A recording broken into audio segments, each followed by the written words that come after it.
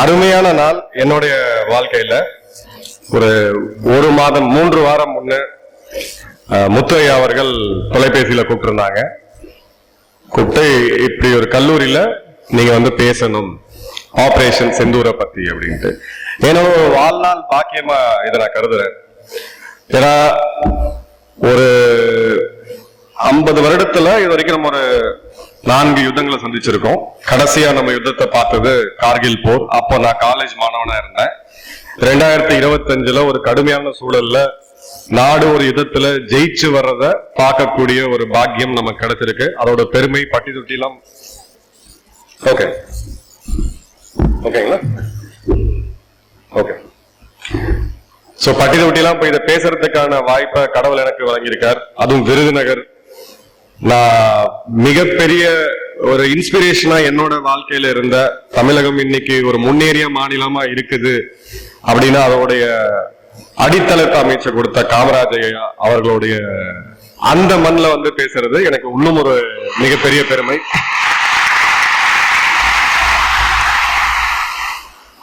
ஒரு விஷனரி அப்படின்றது 50 வருடம் கழித்து என்னோட நாட்டுக்கு என்ன தேவை அப்படின்றத இன்னைக்கு யோசிக்கிறது ஒரு வெகு சில பேர் தான் இருப்பாங்க. ஒரு நூற்றாண்டுக்கு ஒரு 10 பேர் நமக்கு கிடைச்சா பெரிய விஷயம். அந்த வகையில காமராஜர் ஐயா நம்மளுக்கு அந்த காலகட்டத்துல கிடைச்ச வரப்பிரசாதம், அந்த கல்விதான், அந்த அடித்தளம் தான் இன்னைக்கு என்ன இங்க நிக்க வச்சிருக்கு, உங்களை இங்க இருக்க வச்சிருக்கு. அடுத்த தலைமுறையினர் எல்லாரும் ஒரு 100 வருஷத்துக்கு அடுத்த பார்த்தோம் அப்படின்னா அந்த சிறப்பு அப்படின்றது நமக்கு தெரியும். அவர் வாழ்ந்த காலத்துல அவர் நம்ம பெரிதளவுல கொண்டாடலாம். ஆனா இன்னைக்கு நம்ம அவரை கொண்டாடணும். நீங்க வாழ்க்கையில எந்த உலகத்துல எந்த மூளைக்கு போனாலும் உங்க ஊருடைய தனித்துவம் என்ன அப்படின்னு கேட்டாங்கன்னா பெருமையா அவர் பேரு சொல்லி உங்களுடைய அறிமுகத்தை ஆரம்பிங்க. அதே மாதிரி 1947 சுதந்திரம் பெறறதுக்கு ஒரு வாரத்துக்கு முன்னாடி இன்னைக்கு நீங்க பார்க்கக்கூடிய இந்தியா வேற. ரொம்ப வளர்ச்சி பெற்ற ஒரு நாடு. எங்க போனாலும் உங்க ஸ்கூல் வாசல்ல ரோடு இருக்குது. ஒரு 30 வருடம் 40 வருடம் முன்னாடி பார்த்திருந்தீங்கன்னா இந்தியா வேற. எங்க உட்கார்ந்துட்டு இருக்கக்கூடிய அனைத்து சான்றோர்கள், பெரியவர்கள், கல்லூரி நிர்வாகத்தினர் அந்த காலகட்டங்களை பார்த்து கடந்து வந்திருக்கிறாங்க. அந்த காலகட்டத்துல 47ல ஒரு 27 கோடி பேர் இருந்த இந்தியால 2 வேளை சாப்பாடு அப்படின்றது 3ல் 1 பங்கு இந்தியாவுக்கு தான் இருந்துச்சு. ஒரு வேளை சாப்பாடு அப்படின்றது லக்ஸரி. 3 வேளை யாரும் சாப்பிட்டாங்கன்னா நல்லா இருக்காங்க, வசதியா இருக்கிறாங்க அப்படின்னு சொல்லக்கூடியது.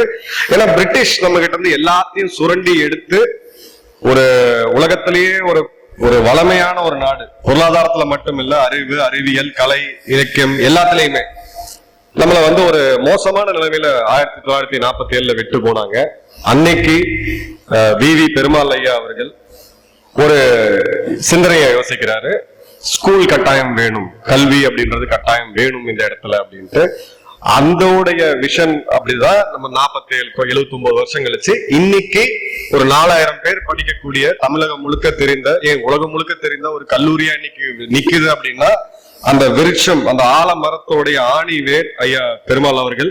ஏன்னா அவருடைய சிந்தனை நம்ம யோசிச்சு பாருங்க. நம்ம எல்லாருமே என்ன பண்ணுவோம், நம்ம வேலை, நம்ம குடும்பம், நம்ம எப்படி சம்பாதிக்கணும், நம்ம கார் வாங்கலாமா, அடுத்தது என்ன பண்ணலாமா, நம்மளையும் தாண்டி நம்ம சமுதாயம், சமூகம், நாட்டுக்கு ஏதாவது செய்யணும் அப்படின்னு சொல்லி அன்று போடப்பட்ட விதை 62ல ஒரு கல்லூரியா உருவாகி இன்னைக்கு மிகப்பெரிய ஒரு கல்வி நிறுவனமா இவ்வளவு மாணவ செல்வங்களை உருவாக்கி வளரக்கூடிய இந்தியாவுக்கு தகுதியான, தேவையான கலாச்சாரம் மற்றும் பண்பாட்டை மையப்படுத்தி வளரக்கூடிய தலைவர்களை, தலைவிகளை உருவாக்கக்கூடிய ஒரு கல்லூரி நிறுவனமா நம்ம இதை பாக்குறோம். சோ இந்த நேரத்துல ஐயா அவர்களுக்கும் நம்மளுடைய மனப்பூர்வமான வாழ்த்துக்கள். அவங்க எங்க இருந்தாலும் நம்மளை ஆசீர்வாதம் பண்ணிட்டு இருப்பாங்க. முத்து ஐயா அவர்களுக்கு அறிமுகம் தேவையில்லை. என்னுடைய அம்மாட்ட நான் கிளம்போ சொன்ன மாதிரி விவி நிறுவனத்துடைய தலைமை நிறுவனர் கூப்பிட்டிருக்காரு, அங்க போய் பேச போறேன் அப்படின்ட்டு. அது என்ன நிறுவனம் அப்படின்னு கேட்டாங்க. இதயம் நல்லெண்ணெய் அப்படின்னா அதான் முதலே சொல்ல வேண்டியதானே அப்படின்னு. ஏன்னா என் குடும்பத்துல நான் நினைவு தெரிஞ்ச நாள் வந்து இதயம் நல்லெண்ணெய் அப்படின்றது என் வாழ்க்கை முழுக்க டிராவல் பண்ணிருக்கு. நடுவுல ஒரே ஒரு டைம் மட்டும் என்னைய மாத்திரம் கோவிட் டைம்ல கிடைக்கல. அதனால சோ ஐயா அவர்களுடைய விஷன், அதை பத்தி நீங்க இதயம் நல்லெண்ணெயோட இணையதளத்துல போய் நீங்க பாத்தீங்கன்னா இருக்கும். அவருடைய ஒரு மிக முக்கியமான இருக்கும். தொழில் முனைவோர்களை உருவாக்கி கொண்டிருக்கக்கூடிய இன்னைக்கு இருக்கக்கூடிய ஒரு மிகப்பெரிய விஷனரி. அவர்கள் எழுதியிருக்காரு, business growth has no end. எந்த அளவுக்கு உங்க பிசினஸ் வளர்ச்சி அடையணுன்றதுக்கு முடிவே கிடையாது. Business is about compassion, business is about passion, success அப்படின்னு. சோ இன்னைக்கு ஒரு 100 மேனேஜ்மெண்ட் இன்ஸ்டிடியூட் கொடுக்கக்கூடிய ஒரு கல்விய அவர் கூட நீங்க ஒரு 2 நாள் கூட உட்காந்தீங்கன்னா கத்துக்கலாம். அந்த அளவுக்கு ஒரு இந்திய நிறுவனம் தமிழகத்தோடைய தென்கோடியிலிருந்து இந்தியா முழுவதும் உலகம் முழுக்க ஒரு பிராண்ட கொண்டு போய் சேர்க்கிறது அப்படின்றது சாதாரண விஷயம் கிடையாது. அன்பார்ச்சுனேட்டா நம்ம என்ன பண்றோம் அப்படின்னு பாத்தீங்கன்னா, இன்னைக்கு இருக்கக்கூடிய உங்க இளைஞர்கள், உங்கள் தவறுகள் கிடையாது, வரக்கூடிய மீடியா நியூஸ் அது மாதிரி மார்க் ஜக்கர்பர்க் மாதிரி நம்ம வரணும், டிம் குக் மாதிரி நம்ம வரணும் அப்படின்னு சொல்லிட்டு நம்ம ஊர் மார்க் ஜக்கர்பர்க் நம்ம முதல்ல மதிக்க கத்துக்கணும். அவங்க கிட்ட இருந்து நம்ம கத்துக்க வேண்டிய பாடம் எங்க இருக்கு? ஏன்னா நம்ம எந்த சூழல்ல இன்னைக்கு இருக்கோமோ அதை விட ரொம்ப கடுமையான சூழல்ல இருந்து அவங்க வந்தாங்க. ஐயா வரும்போது வண்டியில வரும்போது சொல்லிட்டு இருந்தாரு, ஸ்கூலுக்கு இடம் கிடைச்சிருச்சு, ஸ்கூலுக்கு எப்படியோ பட்டி நாங்க ஸ்கூல் ஆரம்பிச்சிட்டோம், வாத்தியார்களுக்கு பணம் கொடுக்க எங்ககிட்ட காசு இல்ல. அப்ப எல்லாரும் வீட்டுல இருந்தும் சமுதாயத்துல இருந்து அரிசியில இருந்து ஒரு கைப்பிடி அரிசி எடுத்து தனியா வச்சு அதையெல்லாம் ஒன்று சேர்த்து அந்த படி அரிசியை தான் ஆசிரியர்களுக்கு சம்பளமா வழங்கி உருவாக்கப்பட்ட ஒரு கல்லூரி. சோ என்னைக்குமே உங்களுடைய ஆணி வேற மறந்துடாதீங்க. ஆபரேஷன் சிந்தூர் பத்தி நம்ம கண்டிப்பா பேசுவோம். நம்ம எங்க இருந்து நம்ம வாழ்க்கையை துவக்கணும் அப்படின்றது ரொம்ப ரொம்ப முக்கியமான விஷயம். இப்போ 4 லைன்ல நம்ம பார்த்தரலாம் எங்க இருந்து வந்துட்டு 47 காலகட்டங்கள். அந்த காலகட்டத்துல நம்மளுடைய தாத்தாக்கள், கொள்ளு தாத்தாக்கள், இந்தியா மிகவும் அருமையான ஒரு நாடு. இந்தியா அப்படின்றது உடைஞ்சிரும் அப்படின்ற ஒரு நிலைமையில தான் பிரிட்டிஷ் விட்டு போனாங்க, ரொம்ப நாள் நிக்காது அப்படின்ட்டு. அப்போ நம்ம இண்டஸ்ட்ரியல் ரெவல்யூஷன் அந்த புரட்சியை நம்ம பண்றோம். உங்களுடைய தாத்தாக்கள், உங்க ஜெனரேஷன்ல கொள்ளு தாத்தாக்கள் இருப்பாங்க, கிட்டத்தட்ட 20 மணி நேரம் ஒர்க் பண்ணாங்க 7 நாள் ஒரு வாரத்துக்கு. வார விடுமுறை எல்லாம் கிடையாது. இந்தியா மீண்டும் எழ ஆரம்பிச்சது. நடுவுல 3 யுத்தங்கள், 47, 62, 65. ஒரு நாடு சுதந்திரம் பெற்று 3 யுத்தங்களை 20-25 வருடங்களை சந்திச்சு அந்த நாடு நிலையா நின்னதா உலகத்துல சரித்திரமே கிடையாது. அதையும் தாண்டி நம்ம நின்னோம். அதன் பிறகு பஞ்சம் வந்துச்சு, நாட்டுல உணவு தட்டுப்பாடு பெரிய லெவல்ல வந்துச்சு. நாம உணவு தேவைக்காக வெளிநாடுகள், குறிப்பா அமெரிக்காவை நோக்கி கையேந்த வேண்டிய நிலைமை வந்தது. உணவை நம்ம அங்க இருந்து கொண்டு வந்த கோதுமையை, முதல் முறை தமிழகத்துல கோதுமையை பார்த்தது அப்படிதான். உங்க பாட்டிகளுக்கு அந்த கோதுமையை வச்சு என்ன பண்ணணும்னு கூட தெரியாது. ஒரு களியா கஞ்சியா அதை உருவாக்கி கொடுத்து வளர்த்தாங்க. அதன் பிறகு நம்ம கையில எடுத்த புரட்சி அப்படின்றது பசுமை புரட்சி. டாக்டர் சுவாமிநாதன் அவர்கள் தலைமையில இந்தியா எந்த ஜென்மத்திலையும் இனி உணவுக்காக இன்னொரு நாட்டுக்கிட்ட கையை எஞ்சி நிக்க கூடாதுன்னு சொல்லிட்டு, அதன் பிறகு நம்மளுடைய விவசாயிகள் வடகோடியில இருந்து தென்கோடி வரைக்கும் அவ்வளவு உழைப்ப போட்டு விவசாயத்தையும் பார்த்து பசங்களை படிக்கவும் வச்சு அந்த மாதிரியான ஒரு நிகழ்வுல ஒரு 20 வருடம் நம்ம டிராவல் பண்ணோம். மீண்டும் ஒரு யுத்தத்தை சந்திச்சோம் 1971. அது நாட்டோடைய திருப்பு முனை அப்படின்னு நான் சொல்லுவேன். ஏன்னா இந்தியாவை ஒரு 3rd வேர்ல்டு கண்ட்ரியா, 3ஆம் தர நாடா பார்த்துட்டு இருந்த உலகத்துக்கு 13 நாட்களுக்குள்ள ஒரு சுதந்திர நாட்டை உருவாக்கி அந்த போர்ல வெற்றி பெற்று உலகத்திலேயே யாருமே பார்க்க முடியாத 93,000 பாகிஸ்தான் வீரர்களை மண்டியிட்டு சரணடிச்சு மொத்த உலகத்தையும் அந்த இந்தியா திரும்பி பார்க்க வச்சது. அப்பதான் உலகம் நம்மள கொஞ்சம் சீரியஸா பார்க்க ஆரம்பிச்சாங்க. பிறகு உங்களுடைய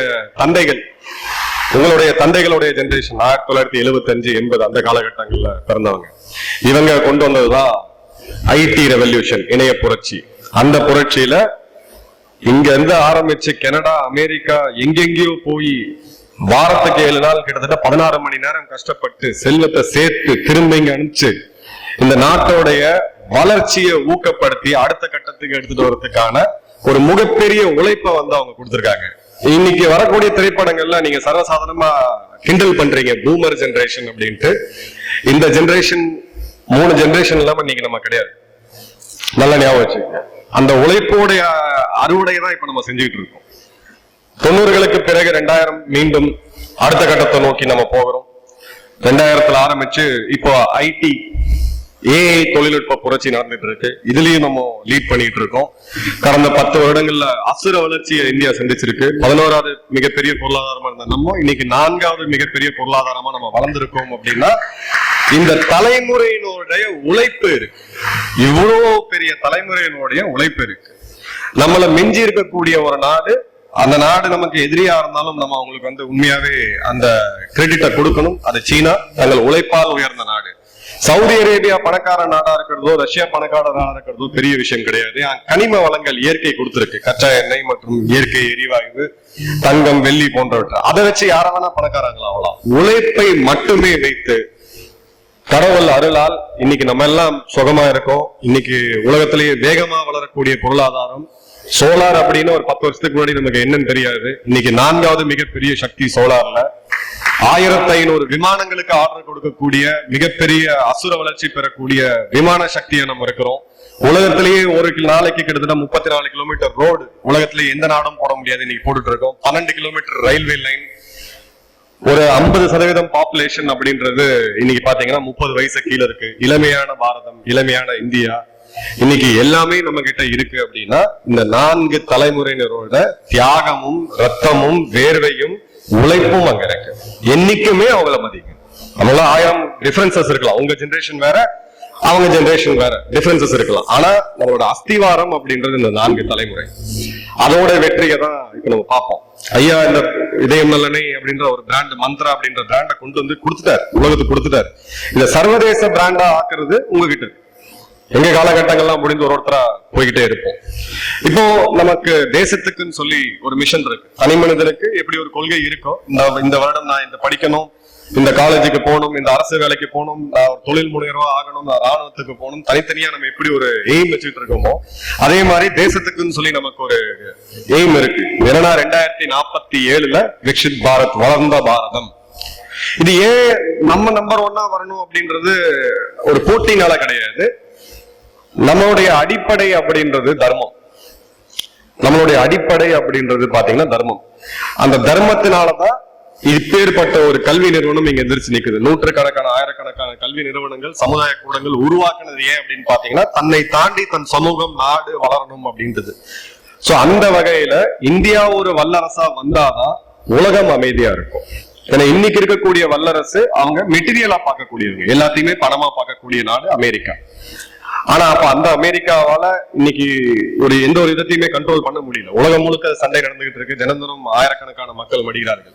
அப்போ ஒரு தர்மத்தை நிலைநாட்டக்கூடிய ஒரு பொறுப்புள்ள ஒரு வல்லரசு வேணும். சோ இப்ப நீங்க எங்க ரொம்ப முக்கியமா இருக்கிறீங்க, நான் பட்டி தொட்டி எல்லாம் போய் பேசுறதுக்கான காரணம் ஒண்ணு அப்படி என்னன்னா, இந்த 4வது நிலையில இருந்து முதல் நிலை அடுத்த ஒரு 20-30 வருடம் இந்த பாரதத்தை இங்கிருந்து அந்த வளர்ச்சியின் உச்சாணிக்கு எடுத்துட்டு போகக்கூடிய பொறுப்பும் கடமையும் உங்ககிட்ட இருக்கு. உங்க ஜெனரேஷன் ரொம்ப ரொம்ப முக்கியமான ஜெனரேஷன். ஒரு 50 வருடம் கழித்து இந்திய வரலாற்றை பார்த்தோம் அப்படின்னா இந்த நான் சொன்ன முதல் 4 ஜெனரேஷனோடது பெரிய லெவல்ல தெரியாது. உங்களுடைய ஜெனரேஷன் தான் மிகப்பெரிய லெவல்ல சாதிக்க போறீங்க. நீங்க எல்லாம் எவ்வளவு பெரிய சாதனையாளர்களா வருவீங்கன்னு சொல்லி இப்போ உங்களுக்கு புரியாது. ஆக்சுவலா அவ்வளவு பெரிய அடித்தளத்தை ஏற்கனவே உங்களுக்கு வச்சு கொடுத்துட்டாங்க. உணவு, உடுக்க உடை, படுக்க இடம், மனிதனுடைய அடிப்படை செக்யூரிட்டி, சுவாசிக்க காட்டுறது, 4மே உங்களுக்கு தேவைக்கு அதிகமாவே இருக்கு. இன்னைக்கு போனை தட்டினா இன்னைக்கு எல்லாமே வருது வீட்டுக்கு, தேவைக்கு அதிகமா இருக்கு. அது இல்லாத ஒரு ஜெனரேஷன் அவங்க வந்தாங்க, கிளம்பி வந்தாங்க, உணவை விட்டு கொடுத்து தியாகம் செஞ்சுதான் அந்த நாடு வளர்ந்துச்சு. இப்படிப்பட்ட ஒரு சூழ்நிலையில ஏப்ரல் 22ஆம் தேதி எனக்கு முன்னாடி பேசின சகோதரி பாதி பேசி முடிச்சுட்டாங்க. இப்ப நீங்க என்ன பேசுறதுன்னு எனக்கு தெரியல. ரொம்ப அருமையான ஒரு உணர்ச்சி மிகுந்த ஒரு உரை. அதை நான் பேசா வச்சுட்டு ஆபரேஷன் சிந்தூரை பத்தி பேசுவோம். ஏன்னா எதுக்காக தாக்குதல், எங்க தாக்குதல், என்ன மாதிரியான தாக்குதல் நடத்தணும்னு சொல்லி சகோதரி அழகா சொன்னாங்க, ரொம்ப அழகா சொன்னாங்க. இப்போ அந்த இடத்துல இருந்து நான் கண்டினியூ பண்றேன். ஆபரேஷன் சிந்தூர் அப்படின்றது பேர் காரணம் நம்ம எல்லாருக்குமே தெரியும். 26 அப்பாவிகள் கொல்லப்பட்டாங்க, நிராயுதபாணிகள். ஒரு 26 பேர், என் கையில ஒருத்தங்கிட்ட துப்பாக்கி இருக்கு, எதிர்த்தாப்புல எல்லாருமே நிராயுதபாணியா நிக்கிறாங்க. இவங்களை சுட்டு வீழ்த்துறது அப்படின்றது கோழையிலும் கோழைத்தனம். இது ஒரு வீர செயல்ல எதுவுமே கிடையாது. அவங்க வீரமா நினைச்சுக்கிட்டு இருக்காங்க. சோ இதற்கான பதிலடியை கொடுக்கணும் அப்படின்னு சொல்லி முடிவு பண்றோம். பண்ணும் பொழுது ஏப்ரல் 23ஆம் தேதி இந்தியாவுடைய உச்சபட்சமான பாதுகாப்பு அமைப்பு, கேபினட் கமிட்டி ஆஃப் செக்யூரிட்டி, பிரதமர் தலைமையில எல்லாரும் கூடுறாங்க. ராணுவ தளபதிகள் 3 பேரும், முப்படை தளபதிகள் மற்றும் அவருடைய பாதுகாப்புத்துறை அமைச்சர். அப்ப அவர் சொன்னது பொறுத்தது போதும், எனாஃப் இஸ் எனாஃப் அப்படின்னு. முப்படைகளுக்கு ஒரு பிளாங்க் செக்க கொடுத்தாங்க, என்ன வேணா பண்ணுங்க அப்படின்னு. ராணுவம் அரசு என்ன சொல்லுதோ செய்யக்கூடிய கடமை, நாட்டை பாதுகாக்கக்கூடிய அடிப்படை கடமை ராணுவத்துக்கு இருக்கு. ஒரு முக்கியமான விஷயத்தை நம்ம ராணுவத்தை பத்தி புரிஞ்சுக்க வேண்டிய கட்டாயம் என்னன்னு அப்படின்னு பாத்தீங்கன்னா, உங்களுடைய ஃபேவரட்டான கிரிக்கெட் டீம் எது? சிஎஸ்கே, ஆர்சிபி யாரா இருக்கீங்களா? ஓகே. உங்க ஃபேவரட் திரைப்பட ஹீரோ யார்? விஜய், அஜித், ஓகே, யாரோ ஒருத்தர். உங்களுடைய ஃபேவரட் ஒலிம்பிக்ல மெடல் வாங்கின யாரோ ஒருத்தர் பேர் சொல்லுங்க. ஓகே. இப்ப நம்ம பார்த்த மூணுத்திலயுமே உங்க திரைப்பட பிரபலத்தோட ஒரு படம் 300 கோடி வசூல் பண்ணுச்சு. நம்ம கைத்தட்டி ஆரவரிச்சு கொண்டாடி போஸ்ட் எல்லாம் போடுவோம். ஒருவேளை படம் ஓடல, ஃபெயில் ஆச்சு, எங்க தலை அடுத்த படத்துல இன்னும் கலக்கி வந்துருவாருப்பா. சிஎஸ்கே தோத்து போச்சு இந்த வருஷம், அடுத்த வருஷம் எங்க தலை தோனி பக்கவா ஜெயிச்சு வந்துருவாரு. ஒலிம்பிக்ல கோல்டு, சில்வர், பிரான்ஸ், பரவாயில்ல, அடுத்த முறை நம்ம மெடல் எடுப்போம். கல்லூரி போட்டியில இந்த முறை நான் விட்டுட்டு அடுத்த முறை மெடல் எடுப்போம். ராணுவம் ஒரு தொழில மட்டும்தான் தோல்வின்ற வார்த்தைக்கு இடமே கிடையாது.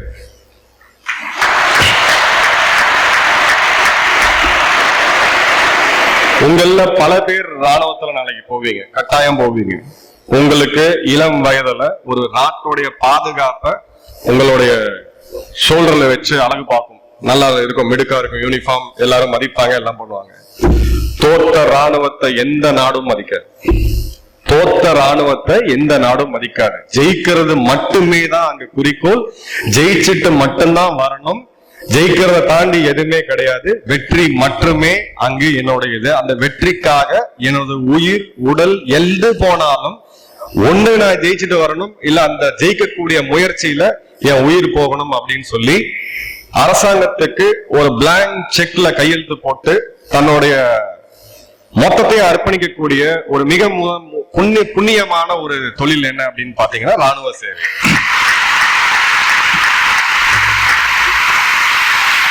கோல்டு இல்லைன்னா சில்வர், சில்வர் இல்லைன்னா பிரான்ஸ். சிஎஸ்கே தோத்துச்சுன்னா அடுத்த வருஷம். இந்த முறை பாகிஸ்தான் தோத்துட்டு அடுத்த மேட்ச்ல பாத்துக்கலாம், நம்ம வர முடியாது. கிரிக்கெட் கிடையாது, திரைப்படங்கள் கிடையாது.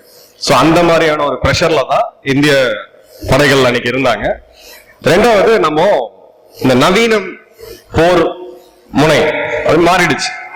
ஒரு காலத்துல எங்க ஜெனரேஷன்ல பாத்தீங்கன்னா, நாங்க காலேஜ் படிக்கும்போது யார்கிட்ட எந்த பையன்கிட்ட காசு அதிகமா இருக்கும், ஒரு பேஜர்னு ஒண்ணு வச்சிருப்பாங்க, குட்டிய பெல்ட்ல மாட்டிட்டு சுத்துவாங்க. ஏன்னா அன்னைக்கு கம்யூனிகேஷன் அது. இன்னைக்கு இந்த போன்ல எல்லாமே இருக்கு. சோ அதே மாதிரி ராணுவத்துக்கு நவீனமயமாக்கல், புது போர் முனைகள், புது வகையான ஆயுதங்கள், இதெல்லாம் தேவைப்படுது. நம்ம அந்த ப்ராசஸ்ல இருக்கோம். இப்பதான் மாத்திட்டு இருக்கோம் கொஞ்சம் கொஞ்சமா. உதாரணத்துக்கு அக்னிபத் திட்டம் 2021 22 நம்ம கொண்டு வந்தோம். இது ஒரு புது ஸ்கீம், ஹெச்ஆர் ஸ்கீம்ஸ் நம்ம சொல்லுவோம். அதன் பிறகு புது ஆயுதங்கள் வாங்குறோம், புது விமானங்கள் வாங்குறோம், புது துப்பாக்கிகள். ஏன்னா இன்னைக்கு யுத்த களம் மாறி இருக்கு, எதிரிகள் வலிமையாயிட்டே வராங்க. நம்ம ராணுவத்தை அடுத்த கட்டத்துக்கு மாற்றக்கூடிய ஒரு முனைப்பை ஒரு 6 வருடமா நம்ம எடுத்துக்கிட்டு இருக்கோம். திடீர்னு இப்படி ஒரு பிரச்சனை தலை தூக்கி வருது. பாகிஸ்தான் 8வது மிக வலிமையான ராணுவம் உலகத்துல, அணு ஆயுதத்தை கையில வச்சுட்டு இருக்கக்கூடிய ஒரு ராணுவம், ராணுவ அதிகாரிகளால் நிர்வகிக்கப்படக்கூடிய ஒரு நாடு, ரொம்ப ஒரு வாலட்டைலான ஒரு கண்ட்ரி. அப்போ அதுக்கு ஆதரவாக யார் இருக்கா? இந்தியாவுடைய இன்னொரு மிக எதிரியான சைனா. பாகிஸ்தான் இந்த இதுல பயன்படுத்தியதுல 81% ஆயுதங்கள் பாத்தீங்கன்னா சீனாவுடைய ஆயுதங்கள். 2 மிகப்பெரிய எதிரிகள், 2ம் அணு ஆயுதத்தை கொண்ட நாடு, 2த்தும் பெரிய ராணுவத்தை கொண்ட நாடு. இப்ப இந்தியா என்ன மாதிரியான நடவடிக்கை எடுக்கணும்? நான் ஏற்கனவே சொன்ன மாதிரி ராணுவ தளபதியில ஆரம்பிச்சு கீழே இருக்கக்கூடிய கடைக்கோடி ஒரு சிப்பாய் வரைக்கும் எல்லாருக்குமே ஒரே ஒரு வாய்ப்பு தான் அங்க வெற்றி, வெற்றி, வெற்றி. அது தவிர வர வாய்ப்பே கிடையாது. இப்படிப்பட்ட சூழல்ல நம்ம போர் ஆரம்பிக்கிறோம். சகோதரி சொன்ன மாதிரி ஏவுகணை தாக்குதல் பாகிஸ்தானுடைய பயங்கரவாத முகாம்கள் மீது நடந்தது. குறிப்பா அவங்க சொன்ன மாதிரி மர்கஸ் சுபான் அல்லா அப்படின்ற காம்ப்ளெக்ஸ்ல இந்தியா செய்த சாதனை என்ன அப்படின்னு சொல்றேன். எங்க போனாலும் பெருமையா மார்த்தட்டி சொல்லுங்க.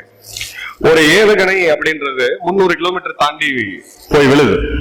அந்த 300 கிலோமீட்டர் தாண்டி போய் விழும்போது எந்த இடத்துல விழணும் அப்படின்னு சொல்லி ஒரு டார்கெட் நம்ம பிக்ஸ் பண்ணுவோம். இந்த குறிப்பிட்ட ஏவுகணை அப்படின்றது அந்த காம்ப்ளெக்ஸ்ல 2வது மாடியில ஒரு குறிப்பிட்ட ரூம்ல பயங்கரவாதிகள் இருக்காங்க, அங்க போய் விழணும் அப்படின்னு சொல்லி நம்ம ப்ரோக்ராம் பண்ணோம். 1 மீட்டர் அக்யூரசியில இங்கிருந்து திருச்சியை தாண்டி இருக்கக்கூடிய ஒரு வீட்டுல 2வது மாடியில போய் இந்த ரூம்ல போய் அடிக்கணும் அப்படின்னா அதற்கு எந்த அளவுக்கு தொழில்நுட்ப வல்லமை தேவை, எந்த அளவுக்கு நம்மளுடைய சிஸ்டம் செக்யூரிட்டா இருக்கு, எந்த அளவுக்கு நம்ம விஞ்ஞானிகள் பிரில்லியண்டா இருந்திருக்காங்கன்றத நம்ம ஃபர்ஸ்ட் பார்க்கணும். ஏன்னா அந்த அளவுக்கு துல்லியமான ஒரு தாக்குதலை நம்ம அன்னைக்கு செஞ்சோம். அதன் பிறகு பாகிஸ்தானுக்கு ஒரு மெசேஜும் கொடுப்போம், உன்னோட பயங்கரவாத தாக்குதலுக்கு மீண்டும் நானும் உங்க பயங்கரவாத முகாம்கள் மீது தாக்குதல் நடத்தியிருக்கோம். எங்க தர்மப்படி, நம்மளுடைய தர்மப்படி பொதுமக்களோட உயிர் சேதம் இருக்கக்கூடாதுன்னு சொல்லி விடிய காலையில 1:23 நம்ம இந்த தாக்குதலை ஆரம்பிக்கிறோம். 20 நிமிஷம் தான் தாக்குதல் நடந்துச்சு. பாகிஸ்தான் அந்த தர்மத்தோடைய கரிசனைய புரிஞ்சுக்கல. எதிராளி நான் விட்டு போ அப்படின்னு சொல்லும் போது நான் உன் மேல பயத்துல சொல்லல, உயிரை காப்பாத்திக்கணும் உனக்கு ஒரு வாய்ப்பு கொடுக்குறேன். அதை பாகிஸ்தான் மறுக்கல. 8ஆம் தேதி காலையில, விடிய காலையில பூஞ்ச் அப்படின்ற ஒரு மாவட்டம் இருக்கு ஜம்மு காஷ்மீர்ல. நான் பர்சனலா ராணுவத்துல இருந்த சமயத்துல அந்த இடம் எனக்கு ரொம்ப நல்லா தெரியும். அங்க பாத்தீங்கன்னா ஒரு சீக்கிய கோயில், ஒரு குருத்வாரா இருக்கு. அந்த குருத்வாரால இருந்து ஒரு 1 கிலோமீட்டர் தள்ளி இமாக்குலேட் மேரி அப்படின்னு சொல்லி ஒரு சர்ச் இருக்கும், ஒரு சின்ன ஸ்கூல் இருக்கும். அதை நான் ஒரு 20 வருஷம் முன்னாடி நாங்க போயிருக்கேன். அது கிளியர் கட்டா கூகுள்ல போட்டாலே தெரியும் அது ஒரு சர்ச், இது ஒரு வழிபாட்டு தலம் அப்படின்ட்டு. ஒரு போர் தர்மம் பொதுமக்கள் மேல தாக்குதல் நடத்தக்கூடாது, ஸ்கூல், காலேஜ், ஹாஸ்பிட்டல், ஆம்புலன்ஸ் இது மேல நடத்தக்கூடாதுன்னு சொல்லி ஜெனீவா கன்வென்ஷன்ஸ் ஆஃப் வார், இப்படிதான் போர் இந்த விதிமுறைகள்லாம் இருக்குன்னு சொல்லி ஒரு விதிமுறைகள் இருக்கு. ஆனா நம்ம எதிர்த்திருக்கக்கூடிய எதிரி ஒரு மூர்க்கத்தனமான, மிருகத்தனமான இந்தியா எதிர்ப்பு, ஹிந்து வெறுப்பு மட்டுமே அடித்தளமா கொண்ட ஒரு நாடு. முதல்ல அவங்க அதை தான் தாக்குறாங்க. 17 பொதுமக்கள் அதுல கொல்லப்படுறாங்க. குறிப்பா அந்த சர்ச்சில் ஒரு 6 பேர், அதுல 3 டீச்சர்கள், 4 குழந்தைகள், சிறு குழந்தைகள். அதன் பிறகு இந்திய ராணுவம் ஒரு முடிவெடுக்கிறாங்க, இவங்களுக்கு இந்த பாஷை அப்படின்றது புரியாது, மிருகங்களுக்கு மனித உரிமைகளை நம்ம என்னைக்குமே கொடுக்க முடியாது. ஒரு மிருகம் வெறி பிடிச்சு வரும்போது அதை கொன்றாக வேண்டிய கட்டாயம் நம்ம தர்மப்படி இருக்கு. இந்திய ராணுவம் அந்த அக்னி பாதையை எடுக்கிறாங்க. 8ஆம் தேதி மத்தியானம் பாகிஸ்தானுடைய வடமேற்கு அங்க ஆரம்பிச்சு பாகிஸ்தானுடைய தெற்கு பக்கம் இருக்கக்கூடிய மத்திய பகுதியான லாகூர் மற்றும் தெற்கு பகுதியில் இருக்கக்கூடிய எல்லையில முழுக்க இந்திய ராணுவம் தங்களுடைய ஆயுதங்களை ஓபன் பண்றாங்க. அதுல குறிப்பா ஒரு நிகழ்வு ஊரி அப்படின்ற ஒரு எல்லை மாவட்டம் ஜம்மு காஷ்மீர்ல, அந்த இடத்துல இந்தியாவை நடத்தின தாக்குதல். ஏன்னா இந்த செய்திகளை வீரர்கள் கேட்கும் போது வீரர்களோட மனநிலையுமே ரொம்ப உக்கிரமா தான் இருக்கும். 2 முகம் இருக்கு. நம்ம ரஜினிகாந்த் சுண்டி விட்டு சொல்லுவாரு பாத்தீங்களா, சிங்கப்பாதையா இல்ல பூ பாதையா அப்படின்னு சொல்லிட்டு. இந்த சிங்கப்பாதையா வேணும்னு சொல்லி பாகிஸ்தான் கேட்டாங்க, அந்த சிங்கப்பாதையை இந்திய ராணுவம் கொடுத்தது. அந்த முகாம் மேல நடத்தின தாக்குதல்ல 40 நிமிஷம் கழிச்சு வெள்ளக்கோடியை காமிக்கிறாங்க. இந்த 23ஆம் புலிகேசில வடிவேல் வெள்ள வருவார் பாத்தீங்கன்னா அது மாதிரி. அதன் பிறகு இந்தியாவுடைய அந்த கோபம் அடங்கல, அதன் போஸ்ட மொத்தமே அழிச்சு தள்ளுறாங்க இந்தியாவுடைய ராணுவம். கிட்டத்தட்ட ஒரு 80 பேர் அதுல மட்டுமே இருக்கிறாங்க, பாகிஸ்தானுடைய ராணுவ வீரர்கள். ஆனா அந்த நாடு அதை ஏத்துக்க மறுக்குது, அதை வெளி சொல்லவும் மறுக்குது. ஒரு ராணுவ வீரனுக்கு அந்த நாடு செய்யக்கூடிய மிகப்பெரிய ஒரு அவமரியாதை, துரோகம் என்ன அப்படின்னா, அந்த வீரன் அந்த பக்கம் சண்டை போறோம், அந்த நாட்டுக்காக தான் சண்டை போறோம், அந்த வீரனுக்கு உண்டான மரியாதையோடு நான் சொல்றேன், அவனுக்கு அந்த ராணுவ மரியாதை அவங்களுடைய தேசிய கொடிய அவனுடைய சடலத்துல போட்டு அவனுக்கு சி ஆஃப் கொடுக்கிறது, அவனோட நல்லடக்கம் செய்யணும். ஆனா அந்த நாட்டுக்கு எதுவுமே கிடையாதுன்றது யோசிச்சு சொல்லலாம். அந்த 80 வீரர்களுடைய மரணத்தை கூட அவங்க நாட்டு மக்கள்கிட்ட மறைச்சாங்க.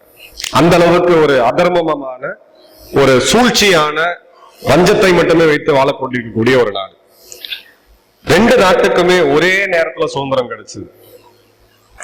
ஒரு நாடு இன்னைக்கு நிலால கால வைக்கலாமா, அடுத்தது எங்க போலாமான்னு யோசிச்சுட்டு இருக்கு. இன்னொரு நாடு இன்னைக்கு காஷ்மீருக்குள்ள வரலாமான்னு 5 முறை போர் புரிஞ்சு 5 முறை தோத்து போய் நாடே 2ஆ போய் ஒண்ணு நின்றுட்டு இருக்காங்க. நம்ம இன்னைக்கு கல்லூரிகள் பத்தி பேசிட்டு இருக்கோம், இதை பத்தி பேசுறோம். பாகிஸ்தான் நண்பர்கள் என்கிட்ட சொன்னாரு, 70% பேர் மாணவர்கள் ஹை ஸ்கூல் தாண்டி காலேஜுக்கே போறது கிடையாது. 45% பாகிஸ்தான்ல இருக்கக்கூடிய மாணவர்கள் ஹை ஸ்கூலுக்கே போறது கிடையாது. ஏன்னா அந்த அளவுக்கு தான் கல்வி அறிவு இருக்கு. இன்னமும் போலியோவை எப்படி ஒழிக்கிறதுன்னு பண்ணிட்டு இருக்காங்க. 30 வருஷம் முன்னாடி நம்ம அதெல்லாம் கடந்து வந்துட்டோம். ஒரு மிகப்பெரிய வல்லரசா மாறிட்டு இருக்கோம். முந்தனேத்து அசீம் முனீர் அவங்களுடைய ராணுவ தளபதி பேசும்போது மைண்ட் வாய்ஸ் சொல்லி சத்தமா பேசிட்டாரு. இந்தியான்றது ஒரு மெர்சிடிஸ் பென்ஸ் மாதிரி ஒரு சொகுசு கார், பாகிஸ்தான்றது குப்பலாரி, குப்பை லாரியில வந்து சொகுசு கார் இடிச்சதுன்னா நஷ்டம் யாருக்கு? அவர் ஏதோ ஓமைக்காக ட்ரை பண்ணாரு. ஆனா பாகிஸ்தான் ஒரு குப்பை லாரின்றத அவருடைய ராணுவ தளபதியே சொல்றாங்க, நாம சொல்லல. நாம மெர்சிடிஸ் பென்ஸா வளர்ந்திருக்கிறோம் அப்படின்னா ஐயா மாதிரியான விஷனரிஸ், அன்னைக்கு வன்னி பெருமாள் ஐயா மாதிரியான விஷனரிஸ், காமராஜர் ஐயா மாதிரி விஷனரிஸ் என்னோட தலைமுறை அடுத்தது படிக்கணும், வளர்ச்சியை பெறணும், விவசாயம் வளரணும்னு ஊர் முழுக்க டேம கட்டி நாட்டை எப்படி வளப்படுத்துறதுன்னு யோசிச்சாங்க. இவங்க உட்காந்து இன்னொரு நாட்டுக்குள்ள பயங்கரவாதத்தை எப்படி பண்றது, எத்தனை பயங்கரவாத முகாம்களை உருப்பறது, உலகத்திலேயே பயங்கரவாதிகளுக்கு ஓய்வூதியம் பென்ஷன் வழங்கக்கூடிய ஒரே நாடு பாகிஸ்தான். எங்கேயாவது கேட்டிருப்பீங்களான்னு தெரியாது உங்களுக்கு. ரெண்டுமே ஒரே நேரத்துல தெரிஞ்ச நாடுகள். இத்தனைக்கும் பாகிஸ்தான் நீர் வளம் ரொம்ப அதிகமா இருந்துச்சு. அவ்வளவு நதிகள் சுத்தி நீங்க பாகிஸ்தான் போனீங்கன்னா அவ்வளவு ஒரு அருமையான இடம். இடமோ அங்க இருக்கக்கூடிய வளமோ ஒரு நாட்டை உயர்த்தாது. அந்த நாட்டை வழி நடத்தக்கூடிய தலைவர்களும் அந்த நாட்டை எடுத்து செல்லக்கூடிய இளைஞர்களும் பெண்களும் தான் இந்த இடத்துக்கு ரொம்ப ரொம்ப முக்கியம். ஏன்னா பெண்கள் இல்லாம, உங்களுடைய பங்கு இல்லாம இன்னைக்கு ஆபரேஷன் சிந்தூரும் கிடையாது, எதுவுமே கிடையாது. அங்க இருக்கக்கூடிய வீரர்களுக்கு அந்த அடித்தளத்தை அமைச்சு இந்த ராணுவத்துக்கு நீ எனக்கு ஒரே பையனா இருந்தாலும் பரவாயில்ல, நீ போ, நீ ஒரே பொண்ணா இருந்தாலும் பரவாயில்ல, நீ ராணுவ சேவைக்கு போன்னு சொல்லி நெஞ்சில் அந்த வலியோட அவங்களை அனுப்பிச்சாங்க. பாத்தீங்களா, அந்த 13 லட்சம் பேரு என்னுடைய தாய்மார்கள் ரொம்ப ரொம்ப முக்கியம். அவங்க எல்லாமே நம்ம ஆபரேஷன் சிந்தூரை பத்தி நம்ம பேசவே முடியாது. அந்த அளவுக்கான ஒரு தியாக மனப்பான்மை வேணும். அடுத்தவங்களுக்கு கொடுத்து வாழ்றதுதான் நம்ம தர்மமே என்னைக்குமே. இந்த தாக்குதலுக்கு பிறகு பாகிஸ்தான் அடுத்த கட்டத்தை நோக்கி போறாங்க. 2வது நாள் யுத்தம் தொடர்ந்து போகுது. உலகத்திலேயே இந்தியா முதல் முறையா ட்ரோன் தாக்குதலை சந்திக்குது. அதே மாதிரி ட்ரோன் தாக்குதல் நடத்துது. அதே மாதிரி ஏவுகணை தாக்குதலை இந்தியா சந்திக்குது. இந்தியாவுடைய ஏவுகணை தாக்குதலை இந்தியா நடத்துது. இப்போ உங்கள சில பேர் 50 வருஷம் 2057 இந்தியா என்ன செய்யணும் திங்க் பண்ணணும்னு ஏன் சொல்றோம்னா, 1984 நான் தெய்வமா மதிக்கக்கூடிய வாழ்ந்து மறைந்த தெய்வம் பாரத் ரத்னா டாக்டர் APJ அப்துல் கலாம் ஐயா அவர்கள் அன்னைக்கு ஒரு இது பண்ணாரு. இந்த நாடுகள் இந்த வளர்ச்சியை நோக்கி போகும், 2020 தாண்டி ஏவுகணை தான் யுத்தமே மாறும், யுத்த களத்துக்கு ஏவுகணை தான் மிக அத்தியாவசிய தேவையா இருக்கும், அதுல இருந்து நம்மளை பாதுகாக்கணும், அந்த தாக்குதல் வலிமை நாட்டுக்கு வேணும்னு சொல்லி இன்டகிரேட்டட் மிசைல் ப்ரோக்ராம்னு அவர் ஆரம்பிச்சதுதான். இன்னைக்கு 2025 ஆகாஷ் மிசைல் முழுவதும் இந்தியர்களால் இந்தியாலேயே வடிவமைக்கப்பட்டு இந்தியாலேயே தயாரிச்ச மிசைல். இன்னைக்கு பாகிஸ்தானோட ஒரு ஏவுகணை, சைனாவுடைய ஒரு ஏவுகணை, 3வது ஒரு நாடு துருக்கியோடைய ஒரு ட்ரோன், ஒரு ஏவுகணை இல்லாம இந்திய மக்கள் நிம்மதியா டிவி பார்த்துக்கிட்டு அன்னைக்கு யுத்தம் நடக்கும் போதும் நம்மளுடைய எல்லை மாநிலங்களான குஜராத், ராஜஸ்தான், பஞ்சாப், ஹரியானா, டெல்லி, ஜம்மு காஷ்மீர் இங்க இருக்கக்கூடிய மக்களும் அமைதியா இருந்ததுக்கு காரணம் 84 அப்துல் கலாம் ஐயா அவர்கள் போட்ட அந்த விதைதான். நம்மள ஒருத்தர் மாதிரி அவரும் யோசிச்சு சரி சென்னைக்கு பயணம் பண்ணி அமெரிக்காவுடைய தூதரகத்துக்கு போய் H1B விசா அப்ளை பண்ணி இந்நேரம் அவரை கொண்டாடி இருப்பாங்க. அந்த நாடு, அந்த தியாகம், என் நாடுன்ற அந்த பற்று, அந்த உயிர், அந்த அன்புன்றது ரொம்ப சின்ன வார்த்தை, அந்த காதல், அந்த ஒரு நிகழ்வு தான் இன்னைக்கு நம்மளை காப்பாத்துச்சு. அதே மாதிரி உங்கள எம்ஏல சில பேர் இருப்பீங்க, உங்கள பெரிய பெரிய தலைவர்கள் உருவாவீங்க, பெரிய லீடர்ஷிப் பொசிஷனுக்கு நீங்க போவீங்க.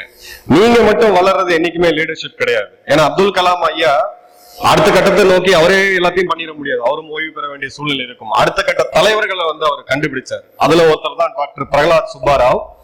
இந்த ஆகாஷ் மிசைல 22 வருஷம் தன்னுடைய வாழ்க்கை முழுவதும் அர்ப்பணித்து அப்துல் கலாம் ஐயா அவர்களால ஐடென்டிஃபை பண்ணப்பட்டு கண்டுபிடிக்கப்பட்டு இவன் தான் இந்த ப்ராஜெக்ட் எடுத்துட்டு போவான்னு சொல்லி இன்னைக்கு அவர் ஓய்வு பெற்றாரு. ஒரு 2 மாத காலத்துக்கு முன்னாடி அவர்கிட்ட பேசும்போது அவர் என்கிட்ட ஒரு இன்டர்வியூ பார்க்க சொன்னார். அந்த இன்டர்வியூல 9ஆம் தேதி இந்தியாவுடைய ஆகாஷ் பத்தி எல்லா தொலைக்காட்சிகளிலும் ஒளிபரப்பப்பட்டிருக்கு. இந்தியா ஆகாஷோட இவ்வளவு எஃபெக்டிவா நம்ம பண்றோம் அப்படின்ட்டு. அவருடைய மனைவி அவர் ஓய்வு பெற்ற அதிகாரி வீட்டுல இருக்கிறாரு. அவங்க மனைவி டிவி பார்த்துட்டு இருந்தாங்க. வந்துட்டு கேட்டிருக்காங்க, ஏங்க இததான் 22 வருஷமா நீங்க ஆகாஷ்னு சொல்லி பண்ணிட்டு இருந்தீங்களா அப்படின்னு. ஏன்னா அந்த அர்ப்பணிப்பு அங்க இருக்கு. அவர் ஐடென்டிஃபை பண்ண இன்னொரு மிகப்பெரியது. உங்ககிட்ட இப்ப நான் கேட்டேன், உங்களுக்கு பிடிச்ச ஃபேவரட் ஹீரோ யாரு, ஹீரோயின் யாருன்ட்டு. ஒரு விஷயம் நல்லா ஞாபகம் வச்சுங்க, திரைப்படங்கள் கண்டிப்பா நம்ம பார்க்கணும், என்டர்டைன்மெண்ட். திரைப்பட நடிகர்கள் ஃபேவரட் இருக்கலாம், தவறே கிடையாது. பாடல்கள் நம்ம கேட்கலாம். ஆனா உங்களுடைய ஹீரோ ஹீரோயின் நீங்க அவங்கள முடிவு பண்ணீங்கன்னா ஐ எம் சாரி, நீங்க யார வந்து ஹீரோ ஹீரோயினா நினைக்கிறீங்களோ அவங்களுடைய அந்த தன்மை அப்படியே உங்களுக்கு வரும். டாக்டர் டெசி தாமஸ், இந்த பேர் யாராவது கேள்விப்பட்டிருக்கீங்களா? யாராவது ஒருத்தர் சொல்லுங்க. Doctor deci Thomas Abdul Kalam ஐயா அவர்களால கண்டுபிடிக்கப்பட்ட இன்னொரு மாணிக்கம். அவங்களும் ஓய்வு பெற்று இன்னைக்கு திருவனந்தபுரத்தில் இருக்காங்க. இந்தியாவுடைய மிசைல் உமன். அக்னி அப்படின்ற கண்டம் விட்டு கண்டம் பாயும் ஏவுகணை கிட்டத்தட்ட 8000 கிலோமீட்டர், இந்தியா அபிஷியலா 5500 சொன்னா கூட 8000 கிலோமீட்டர் தொலைவில் போயிருக்கக்கூடிய சீனாவுடைய எந்த நகரத்தையும் தாக்கி அழிக்கக்கூடிய அணு ஆயுதத்தை எடுத்து செல்லக்கூடிய தடுக்கவே முடியாத ஒரு ஏவுகணைய சாதாரணமா சாரி போட்டுக்கிட்டு நின்று ஓரம் இருந்து வணக்கம் சொல்லிட்டு போவாங்க. அவங்க தங்களுடைய 30 வருட வாழ்க்கையை அர்ப்பணிச்சு இந்தியாக்காக உருவாக்கி கொடுத்ததுதான் அக்னி மிசைல். தயவு செய்து ஹோம்ஒர்க்கா எடுத்துக்கங்க. அவங்க பேரை போய் கூகுள் பண்ணுங்க, டாக்டர் டெசி தாமஸ் போடுங்க. அவங்க வரலாற்றை படிங்க. அவங்களுக்கு அந்த உந்துதல் எங்க இருந்து வந்ததுன்னு படிங்க. ரொம்ப ஒரு ஏழை குடும்பத்துல இருந்து பிறந்தவங்க. அவங்க தந்தை இளம் வயதிலேயே அவருக்கு வந்து சில வியாதிகள் வந்து அவரால் இயங்க முடியல. அவங்க அம்மா தான் படிக்க வைக்கிறாங்க. 100 ரூபாய் SBIல லோன் எடுத்துக்கிட்டு போய் படிக்கிறாங்க. அவங்க ஒரு அழகா ஒரு விஷயம் சொல்லியிருப்பாங்க, என்னவா நீங்க எதுக்கு இப்படி உங்களுக்கு வந்து இந்த உந்துதல் வந்துச்சுன்ட்டு. கேரளால அவங்க வீடு பாத்தீங்கன்னா இந்த விண்வெளி தளத்துக்கு, விமான தளத்துக்கு அருகில் இருக்கக்கூடியது. அவங்க சின்ன வயசுல யோசிச்சாங்கன்னா என்னைக்கா ஒரு நாள் இதை விட தொலைவுல போகக்கூடிய ஒன்ன நான் உருவாக்கணும் அப்படின்ற அந்த கனவு 35 வருடம் கழித்து இந்தியாவை இன்னைக்கு 2 பெரிய எதிரிகள் வந்து காக்கக்கூடிய சீனா மற்றும் பாகிஸ்தான், ஐரோப்பா வரைக்கும் ஒரு மிகப்பெரிய அணு ஆயுதத்தை கொண்டு செல்லக்கூடிய தாக்க வல்லமையை இன்னைக்கு இந்தியா பெற்றிருக்கு அப்படின்னா டாக்டர் டெசி தாமஸ் அவர்கள் முக்கியம். ஏன்னா நான் திரும்பவும் சொல்றேன், திரைப்படம் நடிகர்கள், தோனியை எனக்கும் பிடிக்கும், கிரிக்கெட் எனக்கும் பிடிக்கும். ஆனா என்னுடைய தலைவனாவோ என்னுடைய ஐடலாவோ தோனியோ ஒரு திரைப்பட நடிகரோ இருக்க முடியாது. நான் திரைப்படத்துறையில போனா மேபி எனக்கு இருக்கலாம். உங்கள எத்தனை பேர் திரைப்படத்துறைக்கு போக போறீங்களா அப்படின்னு கேட்டீங்கன்னா புள்ளி 1% கூட கிடையாது. சோ உங்களுடைய choose your heroes and heroines wisely ரொம்ப ரொம்ப முக்கியம். உங்களோட அந்த இன்ஃப்ளூயன்ஸ் அப்படியே உங்க மேல இருக்கும். நடை, உடை, பாவனை எல்லாமே அப்படியே நீங்க பண்ணுவீங்க. இப்போ இந்த இடத்துல நம்ம 10ஆம் தேதி விடிய காலைக்கு வரும். சகோதரி சொன்ன மாதிரி ஒரு பேலஸ்டிக் ரக ஏவுகணை இந்தியாவுடைய டெல்லி மீது ஏவுறாங்க பாகிஸ்தான். பேலஸ்டிக் ரக ஏவுகணை அப்படின்றது அணு ஆயுதத்தை எடுத்து சொல்றதுக்காகவே ஒரு நாடு உருவாக்கி வச்சிருக்கக்கூடியது.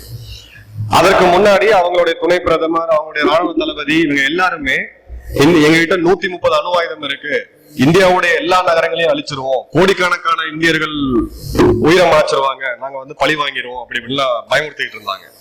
இப்ப இந்த அணு ஆயுத ஏவுகணை இந்தியாவை நோக்கி ஏவப்படுது. ஹரியானால இருக்கக்கூடிய சிர்சா மாவட்டத்துக்கிட்ட நம்மளுடைய மிசைல் டிஃபென்ஸ் சிஸ்டம் அதை சுட்டு வீழ்த்துது. வீழ்த்தின பிறகு இந்திய விமானப்படை முடிவு பண்றாங்க, ஓகே இதுக்கு மேல இவங்களுக்கு இனிமே எந்த ஜென்மத்துக்கும் இந்தியா பக்கம் திரும்பி பார்க்க முடியாத அளவுக்கான ஒரு மரண அடிய துல்லியமா கொடுக்கணும். ஆனா இது அடுத்த கட்டத்துக்கு போற நோக்கி போக கூடாது அப்படின்னு. அதன் பிறகு 9ஆம் தேதி நள்ளிரவு ஒரு 1:30 மணிக்கு இந்தியாவுடைய ஃபர்ஸ்ட் பிரம்மோஸ் அட்டாக். பிறகு விடிய காலையில ஒரு 7 மணிக்கு பிரேக்ஃபாஸ்ட் சர்வ் பண்ணும் பாகிஸ்தானுக்கு 2வது தாக்குதல்.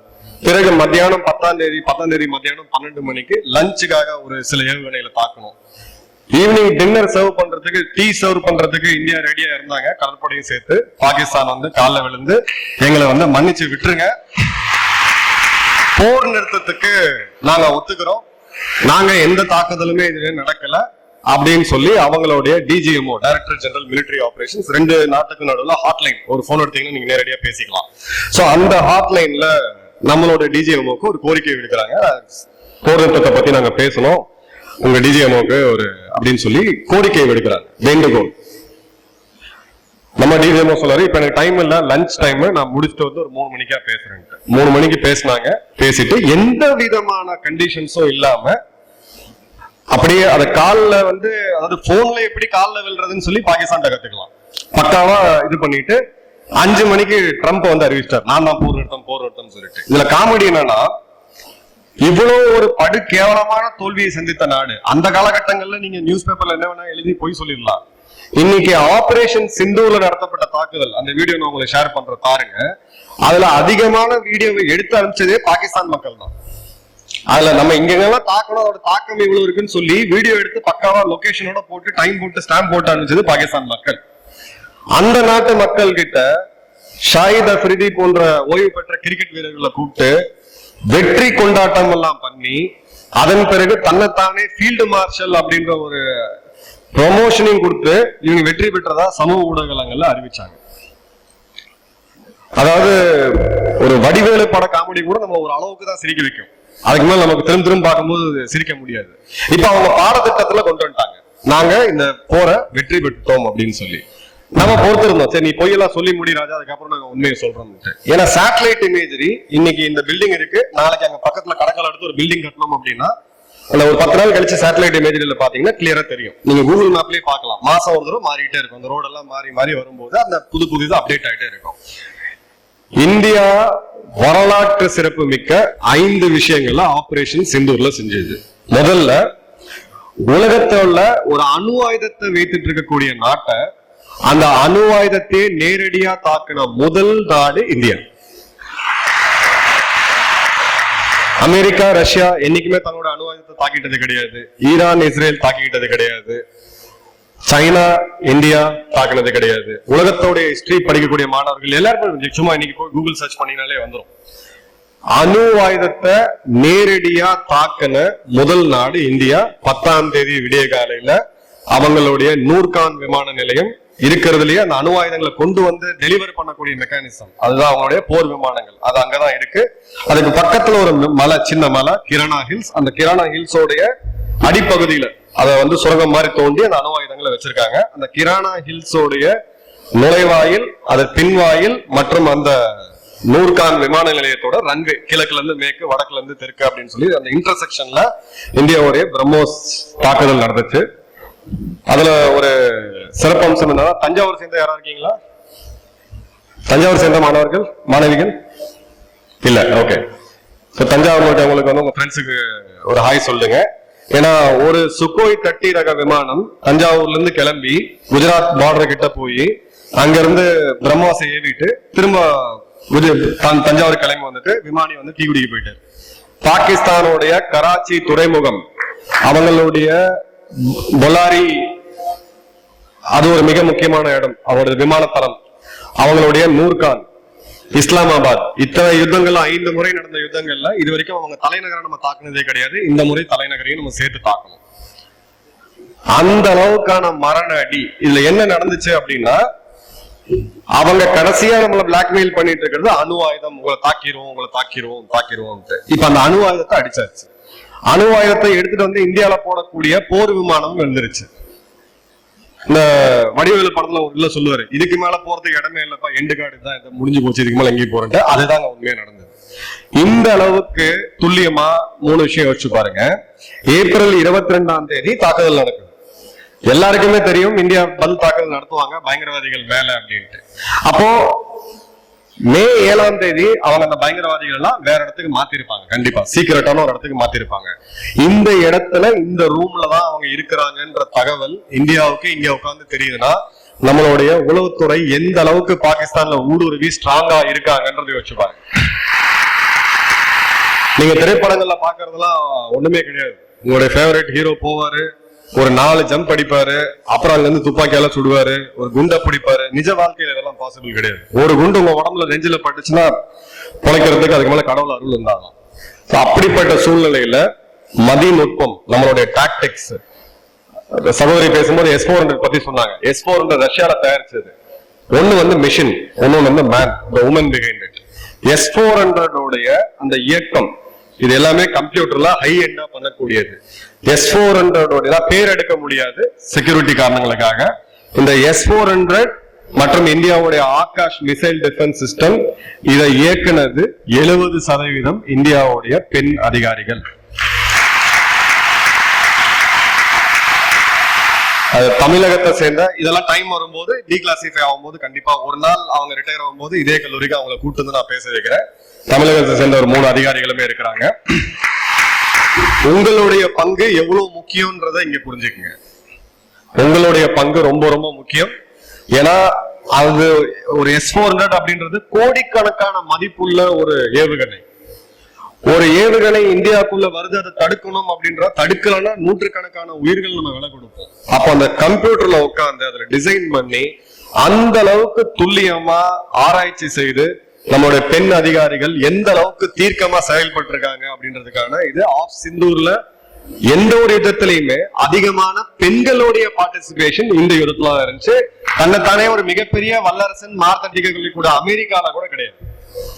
உலகத்திலேயே அதிகமான பெண் விமானிகள் இருக்கக்கூடிய நாடு இந்தியா தான். மூணாவது சர்ஃபேஸ் டு ஏர் அட்டாக் அப்படின்னு சொல்லுவாங்க. அதாவது நம்மளுடைய நிலத்துல இருந்து வானத்தில் இருக்கக்கூடிய ஒரு விமானத்தை வீழ்த்தக்கூடியது. 300 கிலோமீட்டர் தொலைவில் S-400 ஒரு ஏவுகணையை வச்சு பாகிஸ்தானுடைய 2000 கோடி மதிப்புள்ள ஒரு ஸ்வீடிஷ் ரக விமானத்தை சுட்டு வீழ்த்துறது வரலாற்றிலே முதல் முறை இந்தியா தான். அது சாதாரண விஷயம் கிடையாது. நான்காவது 100 கிலோமீட்டர் ஏரியாக்குள்ள இங்க இருந்து நம்ம சாத்தூர் வரைக்கும் எடுத்துக்கலாம், சாத்தூர் டு மதுரை வரைக்கும் எடுத்துக்கலாம். இந்த 100 கிலோமீட்டர் ஏரியாக்குள்ள 145 போர் விமானங்கள் நேருக்கு நேரா இந்தியா மற்றும் பாகிஸ்தான். மனிதகுல வரலாற்றிலேயே ஒரு 100 கிலோமீட்டருக்குள்ள இவ்வளவு விமானங்கள் நேருக்கு நேரா சண்டை போட்டதே கிடையாது. அந்த இடத்துல பாகிஸ்தானுடைய 5 போர் விமானங்களை சுட்டு வீழ்த்திய முதல் விமானப்படை உலகத்திலே இந்தியா தான். வியட்நாம்ல இதே மாதிரியான ஒரு நிகழ்வு நடக்கும் போது அமெரிக்காவுடைய சர்வ வல்லமை படைத்த ஒரு நாடு, அவங்க கிட்ட இல்லாததே கிடையாது. 20 விமானங்கள் இழந்தாங்க ஒரே ஒரு தாக்குதல்ல. நம்மளுடைய ஒரு விமானியை கூட இழக்கல. சில பேர் ரஃபேல்றாங்க. விமானங்கள் யுத்த காலத்துக்கு போனோம்னா வீரனுடைய மரணமும் சரி, நம்மளோட ஆயுதங்களும் சரி, நம்மளுடைய டேங்கிகள், விமானங்கள், பீரங்கிகள் இதெல்லாம் ஒரு இழப்பு இருக்கதா செய்யும். உங்க காரை நீங்க சேஃபா வைக்கணும், பைக்கா சேஃபா வைக்கணும்னா வீட்டுல தான் பார்க் பண்ணி வைக்கணும். ரோட்டுக்கு போச்சுன்னா அது அடிபடதான் செய்யும். அதே மாதிரிதான் இந்த இடத்துல. அதே மாதிரி 84 மணி நேரத்துக்குள்ள ஒரு யுத்தத்தை துவக்கி அந்த யுத்தத்தை முடிச்சு எதிராளியை சரணடைய வச்சு வெறும் 7 வீரர்களுடைய உயிரை மட்டுமே நம்ம தியாகம் செஞ்சு ஒரு போரணி முடிச்சிருக்கோம்னா அதுவும் இந்தியா தான். இன்னைக்கு உக்ரைன் ரஷ்யா பாருங்க, 3 வருடம் ஆச்சு. உலகத்துடைய 2வது மிகப்பெரிய ராணுவ சக்தி ரஷ்யா. இன்னும் அவங்களால வெற்றி பெற முடியல. ஈரான் இஸ்ரேல் பாருங்க, அவங்களால முடியல. 3 முறை மோதிக்கிட்டாங்க. இன்னைக்கு எந்த போருமே யாருமே ஜெயிக்கவே முடியாது அப்படின்ற மாதிரியான ஒரு சூழ்நிலையில 3 நாட்கள்ல ஒரு ராணுவத்தை முழுவதும் அசைச்சு பார்த்திருக்கிறோம் அப்படின்றது நமக்கு ஒரு தெளிவான ஒரு இதை கொடுக்குது. 4வது நம்மளுடைய அக்னி வீரர்கள். அக்னி 10 திட்டம் ஆரம்பிக்கும் போது 4 மாத காலம், வருடம், 1 வருட பயிற்சி, சின்ன பசங்க, இவங்களை நம்பி இவ்வளவு பெரிய பொறுப்பு கொடுக்குறீங்க, இவங்கெல்லாம் வெட்டு ஓடி வந்துருவாங்க, இந்த மாதிரியான விமர்சனங்கள் கடுமையா இருந்துச்சு. இன்னைக்கு யுத்த காலத்துல அந்த பாகிஸ்தான் ட்ரோன்களை சுட்டு வீழ்த்தும் போது நைட் அந்த வீடியோ பார்த்துருப்பீங்க. ஒரு ஒளி மாதிரி, ஒரு புல்லட் மாதிரி போவோம். அது வந்து ட்ரேசர் ரவுண்ட்னு சொல்லுவாங்க. கரெக்டா போய் இடிக்குதா இல்லையான்னு பாக்குறதுக்கு நடுவில் ஃபயர் பண்ணுவோம். அந்த மொத்த ராத்திரியுமே அந்த இந்தியாவுடைய வான் பாதுகாப்பா இருக்கட்டும், இந்தியாவுடைய தாக்குதலா இருக்கட்டும், இது நம்மளுடைய பசங்க இப்ப போன ஒரு 20, 10, 19, 20 வயசு உங்க சகோதரர்களா தான் இருப்பாங்க. அந்த வயசு பசங்க ஒரு 7000 பேர். அருமையான பெர்ஃபார்மன்ஸ். எல்லா யூனிட்டுமே சொல்றாங்க இந்த இளம் ரத்தம் எங்களுக்கு வேணும். ஏன்னா இது நீங்க பெருமை கொள்ள வேண்டிய விஷயம் என்னன்னா, இது உங்க ஜெனரேஷன், இது உங்க ஜெனரேஷன். நான் சொன்ன பெண் அதிகாரிகள் உங்க ஜெனரேஷன், நீங்க பார்க்கக்கூடிய அக்னிபத் வீரர்கள் உங்களுடைய ஜெனரேஷன். இதெல்லாம் சின்ன பசங்க, விளையாட்டு பசங்க, பப்ஜி விளையாடக்கூடிய பசங்க, இவங்களை கொண்டு போய் எல்லையில நிறுத்துறீங்க, உங்க ராணுவத்தை வந்து நீங்க தரத்தை குறைக்கிறீங்க. இந்த மாதிரியான விமர்சனங்கள் எனக்கு பல தொலைக்காட்சி விவாதங்கள்ல வச்சாங்க. என்னோட சேனல்ல போய் பாருங்க, மேஜர் மதன் குமார் ஒரு யூடியூப் சேனல் இருக்கும். அதுல 100கணக்கான கமெண்ட்ஸ் இந்த மாதிரி இருந்துச்சு. இன்னைக்கு அந்த வீரர்கள் நம்மள பெருமைப்படுத்தி வச்சிருக்காங்க. ஏன்னா அக்னிபத் திட்டத்துல முதல் முறை நம்ம அறிவிக்கும் போது கிட்டத்தட்ட 8 லட்சம் பேர் விண்ணப்பித்து அதுல இருந்து கிட்டத்தட்ட நம்ம ஒரு 25,000 பேர் சல்லடை போட்டு தேர்ந்தெடுக்கிறோம். ஏன்னா ராணுவத்துக்கு வரக்கூடிய ஒரு வீரனும், ஆண் வீரரும் பெண் வீரரும் அவ்வளவு ஒரு கடுமையான ப்ராசஸ்ல தேர்ந்தெடுக்கப்படுறாங்க. இது வந்து சைனாவுடைய ராணுவம் கிடையாது. எல்லாருக்கும் கட்டாய ராணுவ சேவை. கட்டாய ராணுவ சேவை நம்ம நாட்டுல இருக்கவே கூடாது. ஏன்னா இது நாட்டை பாதுகாக்கக்கூடிய மிக முக்கியமான ஒரு தொழில். யாரை கட்டாயப்படுத்தி அதுல நம்ம அனுப்பவே கூடாது. அந்த அளவுக்கு நமக்கு வந்து அக்னி வீரர்களுடைய பெர்ஃபார்மன்ஸ் இருந்துச்சு. இப்ப உங்களுக்கு ஒரு கடைசியா ஒரு ஸ்டோரி ஒண்ணு சொல்றேன். இதுல 2 பெண் அதிகாரிகளை நீங்க தொலைக்காட்சிகள்லாம் பார்த்துருப்பீங்க. கர்னல் சோஃபியா குரேஷி அவர்கள், இன்னொரு விமானப்படை அதிகாரி. இவங்க 2 பேரும் உலகத்துக்கு கன்வே பண்ணாங்க, எந்த சிந்தூரை, எந்த பொட்டை நீ அழிச்சியோ அந்த பொட்டுக்கு அழிச்சதுக்கான விலை, நீங்க என்ன விலை கொடுத்தீங்க, எங்கெல்லாம் உங்களை அடிச்சோம் உங்களுடைய சேதம் என்ன, எத்தனை பாகிஸ்தான் வீரர்கள் இறந்திருக்கிறாங்கன்ற அந்த செய்தியை எங்க பெண் வீராங்கனைகள் தான் கொடுப்பாங்க அப்படின்றதுக்கு நம்ம வந்து பண்ண ஒரு ஸ்ட்ராட்டஜி. உலகம் முழுக்க இன்னைக்கு ஒரு கம்யூனிகேஷன் கொடுத்தோம். ஏன்னா பெண்ணியம் பேசக்கூடியது இதெல்லாமே வந்து நம்ம அதெல்லாம் வெஸ்டர்ன் கல்ச்சர்ல இருந்து மாறி எடுத்துக்கிட்டோம். ஃபெமினிசமா இருக்கட்டும், பெண் உரிமையா இருக்கட்டும், ஈக்குவாலிட்டியா இருக்கட்டும். கடந்த நீங்க எந்த காலகட்டங்கள்ல இருந்து யோசிச்சு பாருங்க. ஆண் இருந்தா ஆண் யுத்தத்துக்கு போவோம், ஆண் இல்லை அப்படின்னா பெண் தான் யுத்தத்துக்கு போவோம். நூற்றுக்கணக்கான பெண்கள் போயிருக்காங்க. இன்னைக்கு ஆபரேஷன் சிந்தூர்ல உங்களுக்கு ஒரு பெண் வீரர்களை பத்தி மட்டும் சொல்றேன். அசிஸ்டன்ட் கமாண்டன்ட் நேகா பதுரியா, இந்த பேரை கூகுள் பண்ணி பாருங்க. பிஎஸ்எஃப் உடைய ஒரு அதிகாரி, காலேஜ் முடிச்சு பிஎஸ்எஃப் தேர்வு எழுதி 3 வருஷம் சர்வீஸ் இருக்கக்கூடிய ஒரு பெண் அதிகாரி.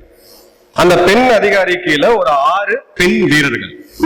அந்த 6 பெண் வீரர்கள்ல 4 பேருக்கு வந்து பாத்தீங்கன்னா 19 வயசு 20 வயசு தான். 1 வருஷம் 1.5 வருஷம் தான் சர்வீஸ். கத்துக்குட்டீங்க. பாகிஸ்தானுடைய எல்லையில, இந்திய எல்லையில இருக்கக்கூடிய அக்னூர் அப்படின்ற ஒரு இடம். அந்த அக்னூர் மேப்ல போட்டு ஜூம் பண்ணி பாருங்க. இந்த பக்கம் பாகிஸ்தான் இருக்கும், இந்த பக்கம் பாகிஸ்தான் இருக்கும், இந்த பக்கம் பாகிஸ்தான் இருக்கும். நடுவுல இருந்து ஒரு லேண்ட் அப்படி போயிட்டு வந்திருக்கும். அந்த இடத்த தாக்கு பிடிக்கிறதுன்றது ரொம்ப ரொம்ப டஃப்பான ஒரு விஷயம். அந்த இடத்துல இந்த பெண்கள் இருக்கிறாங்க, பெண் அதிகாரிகள் தலைமையில் இந்த வீரர்கள் இருக்கிறாங்க. அந்த வீரர்கள் இருக்கக்கூடிய அன்னைக்கு 7ஆம் தேதி இரவு நம்ம தாக்குதல் நடத்த, 8ஆம் தேதி அதிகாலையில பாகிஸ்தான் பாத்தீங்கன்னா ஆர்ட்டிலரி ஷெல்லிங் ஆரம்பிக்கிறாங்க, பீரங்கி தாக்குதல். ஒரு பீரங்கியோட குண்டு இந்த பில்டிங்ல எங்கேயாவது ஒரு மூலையில விழுந்துச்சுன்னா அந்த சத்தத்தை நீங்க கேட்டிருப்பீங்கன்னா அடுத்த 1 வாரத்துக்கு உங்களால தூங்க முடியாது. அந்த அளவுக்கு ஒரு மிகப்பெரிய ஒரு அதிர்வை ஏற்படுத்தும். அவ்வளவு ஒரு பயங்கரமான ஒரு குண்டு தொடர்ந்து அவங்க மேல குண்டு விழுந்துகிட்டே இருக்கு. 2 மணி நேரத்துக்கு பிறகு அவங்க உயர் அதிகாரி சொல்றாரு அந்த பெண் அதிகாரி கிட்ட, நீங்க திரும்பி வந்துருங்க, நாங்க ஆண் வீரர்கள் அனுப்புறோம், விட்ரா பண்ணிக்க, டெம்பரரி விட்ரா பண்ணிக்க, தாக்குதல் அதிகமா இருக்கு. ஏன்னா தாண்டி உள்ள வரதுக்கான வாய்ப்புகள் இருக்கு. ஒரு 3 லட்சம் பேர் பாகிஸ்தான் ராணுவம் தயாரா இருக்காங்க, அவங்களுடைய பெண்கள் முன்னாடி இருக்காங்க. அந்த பாதுகாப்பை கருதி நம்மளுடைய ஒரு உயர் அதிகாரி அவங்க சொல்றாங்க. அதுக்கு அந்த பெண் சொன்னது என்ன தெரியுமா, நான் திரும்பலாம் வர முடியாது, எனக்கு நீங்க கொடுத்துருக்கக்கூடிய பொறுப்பு இந்த இடத்தை காப்பாற்ற வேண்டியது, அந்த கடமையில இருந்து நான் பின்வாங்க மாட்டேன். ஃபர்ஸ்ட் எனக்கு உன்னம ஆயுதங்கள் வேணும், முடிஞ்சா உங்களால எவ்வளவு குண்டு அனுப்ப முடியுமோ அனுப்புங்க, இருக்கிறத வச்சு சண்டை போடுங்க. 6 போஸ்ட் நீங்க இந்த ஏர்போர்ட் பக்கத்துல பாத்துருப்பீங்க, மண் மூட்டையை வச்சு அடைச்சு பங்கர் மாதிரி போட்டு வீரர்கள் நின்றுப்பாங்க. அதுல அவங்க கிட்ட இருக்கிறது 4 இளம் பெண் வீரர்கள். எல்லார்கிட்டையும் தனித்தனியா போய் பேசுறாங்க. எக்காரணத்தை கொண்டும் நமது தாக்குதலுக்கு பின்வாங்க கூடாது, நாம உயிர் போற வரைக்கும் இங்கதான் இருப்போம், இந்த இடத்துல தாண்டி பாகிஸ்தான் உள்ள வரணும்னு நினைச்சாங்க, நம்ம உயிரை மீறிதான் போனோம். என்ன கையில இருக்குது என்ன இருக்குன்றதான் யோசிக்காதீங்க, பாகிஸ்தானை துவம்சம் பண்ணுங்கன்ட்டு.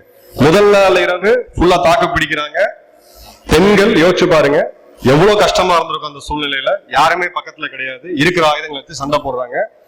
8ஆம் தேதி 9ஆம் தேதி இரவு அவங்க அவங்களோட ஏரியாவை மட்டும் காப்பாத்தல, அவங்க ட்ரோன் வருது, பாகிஸ்தான் வந்து ட்ரோன் தொடர்ந்து ஜம்மு மேல தாக்குதல் நடத்திக்கிட்டே இருக்காங்க. அந்த ட்ரோன் எங்க இருந்து வருதுன்னு ஐடென்டிஃபை பண்ணி அந்த இடத்து மேல துல்லியமா தாக்குதல் நடத்தி, அவங்க மேல எங்க இருந்து அந்த பீரங்கி குண்டு வருதுன்னு பார்த்து அந்த இடத்துல துல்லியமா தாக்குதல் நடத்தி 17 பாகிஸ்தான் வீரர்களை கொன்று மிச்சம் இருக்கவங்கள புறமதுக்கு ஓட விட்டு கடைசி நிமிஷம் வரை அங்க நின்று ஜெயிச்சு காமிச்சிருக்காங்க.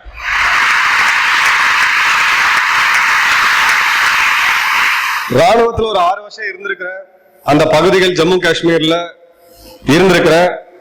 நிஜமா உங்களுக்கு சொல்றேன், முதல் முறையா துப்பாக்கி தோட்டாவை நான் ஃபேஸ் பண்ணும்போது என் உடம்புல எந்த பயம் இருந்திருக்குன்னு எனக்கு தெரியும். அதுக்கப்புறம் நான் சுதாரிச்சுக்கிட்ட, திரும்ப சண்டை போட்டு அது வேற கதை.